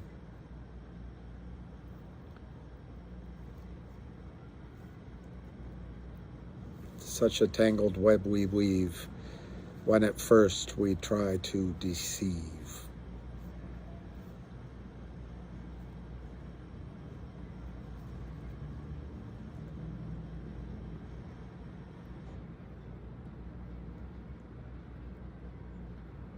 for Brutus is an honorable man. That's right, Christian. I think that's right. I don't think they'll do anything until afterward. And how it helps us is the easiest guy to pick up is Kurt Kramer. And then you go after Alpine Prime Brokerage. It's not Goldman Sachs. Lynn Partners might be in with some of the bigger names. We don't know.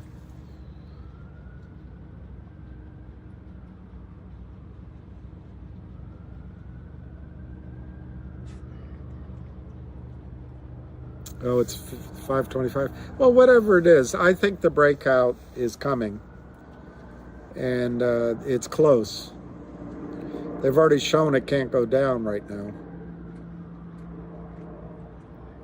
Yeah, I think Avid does exceptional work. I really do. And after this trade, yeah, Vertical's in there. But I don't know which stock you're talking about. But Vert is another slime ball market maker.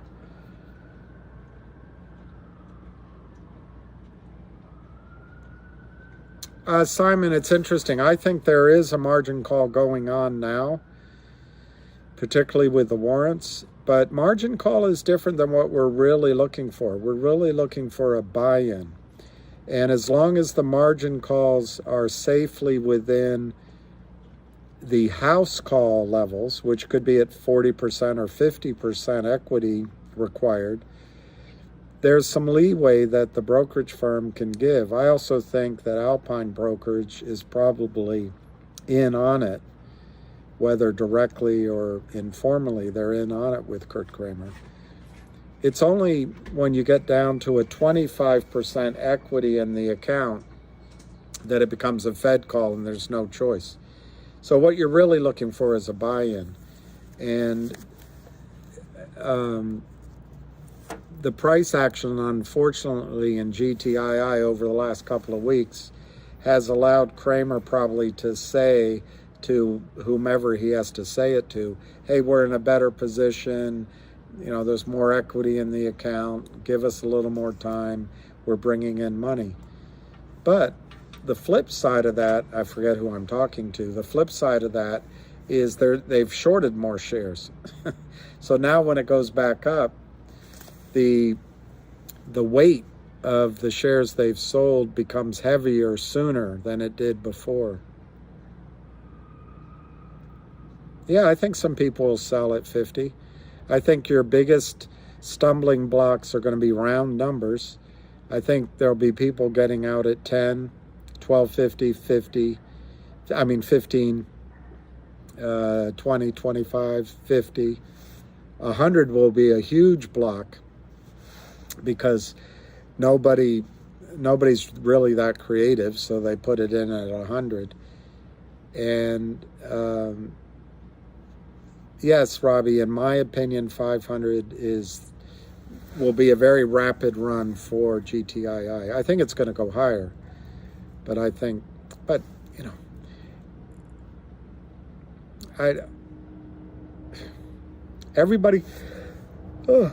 everybody has to make their own choices. Wow, it gets darker earlier. Did we gain an hour? Everyone needs to make their own choices because I could be totally wrong, Robbie. But yes, Sapphire, I think GTI had a highly terrific day today. And Alicia called it that it would be green. CRTD is 143. GTII 362. Finger 680. You know, the only people that can sell really, other than, you know, big guys, the big whales, is us. I mean, the big whales will sell. I don't know if a big whale will wait for big high numbers. They don't need to. But after we've all sold and the whales have sold, they still have to cover another 150 million shares.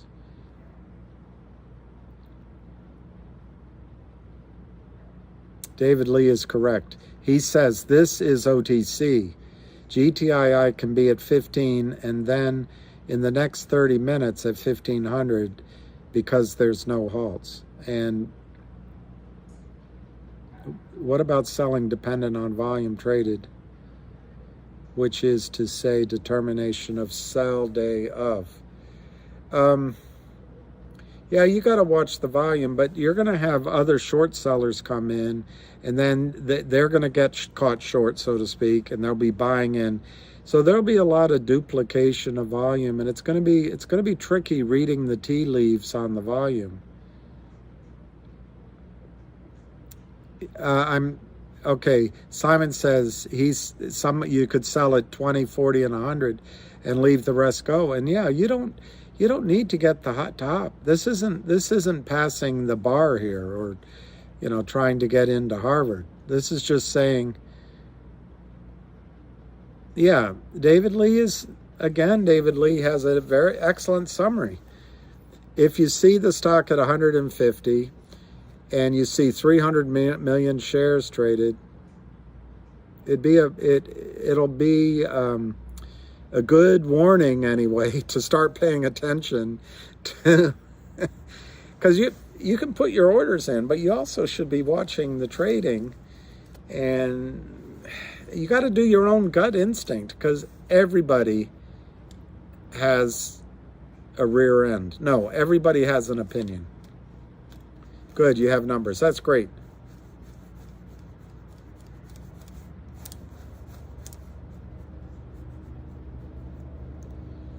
All right, so I'll give it 3 more minutes, because standing right there is Lucky Boy, and it's getting dark all of a sudden.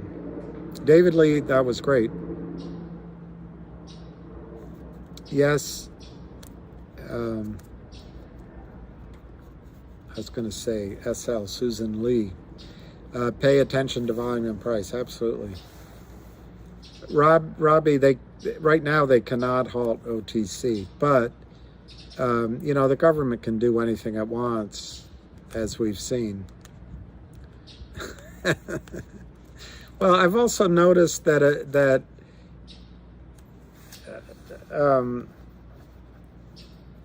opinions are like people. Every asshole has one. Oh, I don't know how to say it.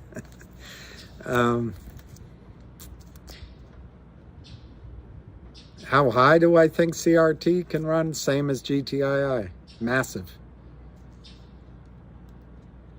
Your sister's name, Susan Lee. That's great. I was in love with a woman. Anyway, same name.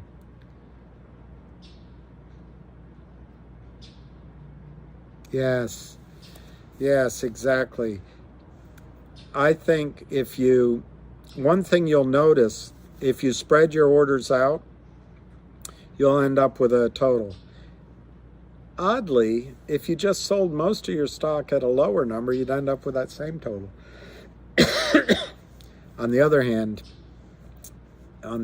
depending on how you spread your orders out. Anyway, I think whoever just said that, I know, I was trying to change it around. What's for dinner? I think Lucky has his eye on a little poodle that he walks by. Just kidding. I don't know what I'm going to have for dinner. That place was closed when I went up to it, so I had to go to Trader Joe's and see, you want to go, don't you? You want to go. Can you come up? Here you go. Yeah, here you go. Here's Lucky Boy. Oh, oh, come on. What'd you hurt yourself on? Huh? What'd you hurt yourself on? Come here. There you go. That's a good boy. Huh? Oh, such a good boy. He's a good boy.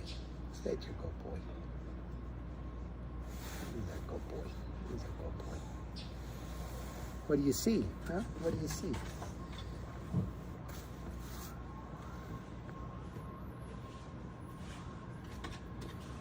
Yeah. He is a handsome boy. A lot of people just fall in love with him when they see his face. A lot of people don't like him though, because of the news.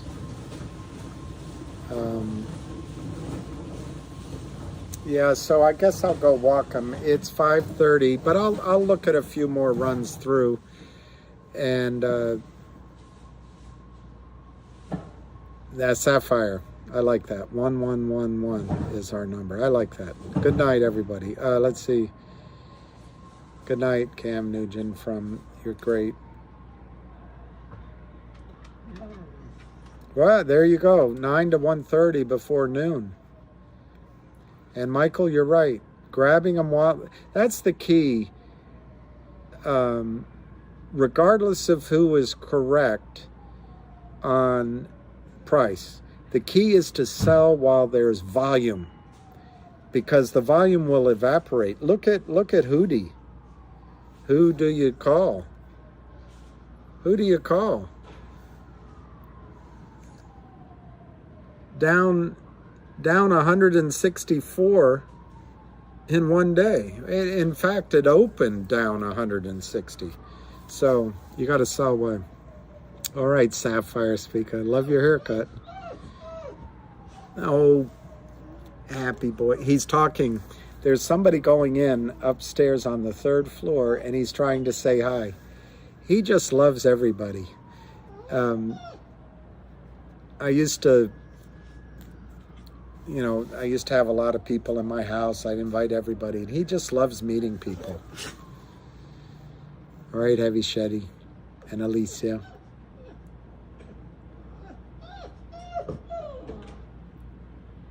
All right, Dylan.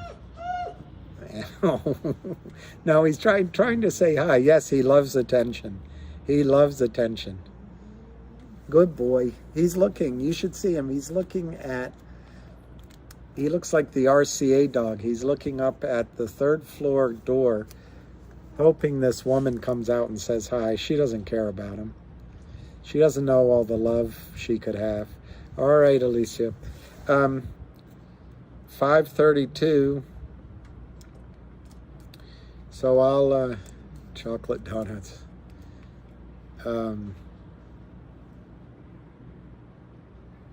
So do you, punk? I'm sure that sounds very cozy, but I don't find you men all that attractive.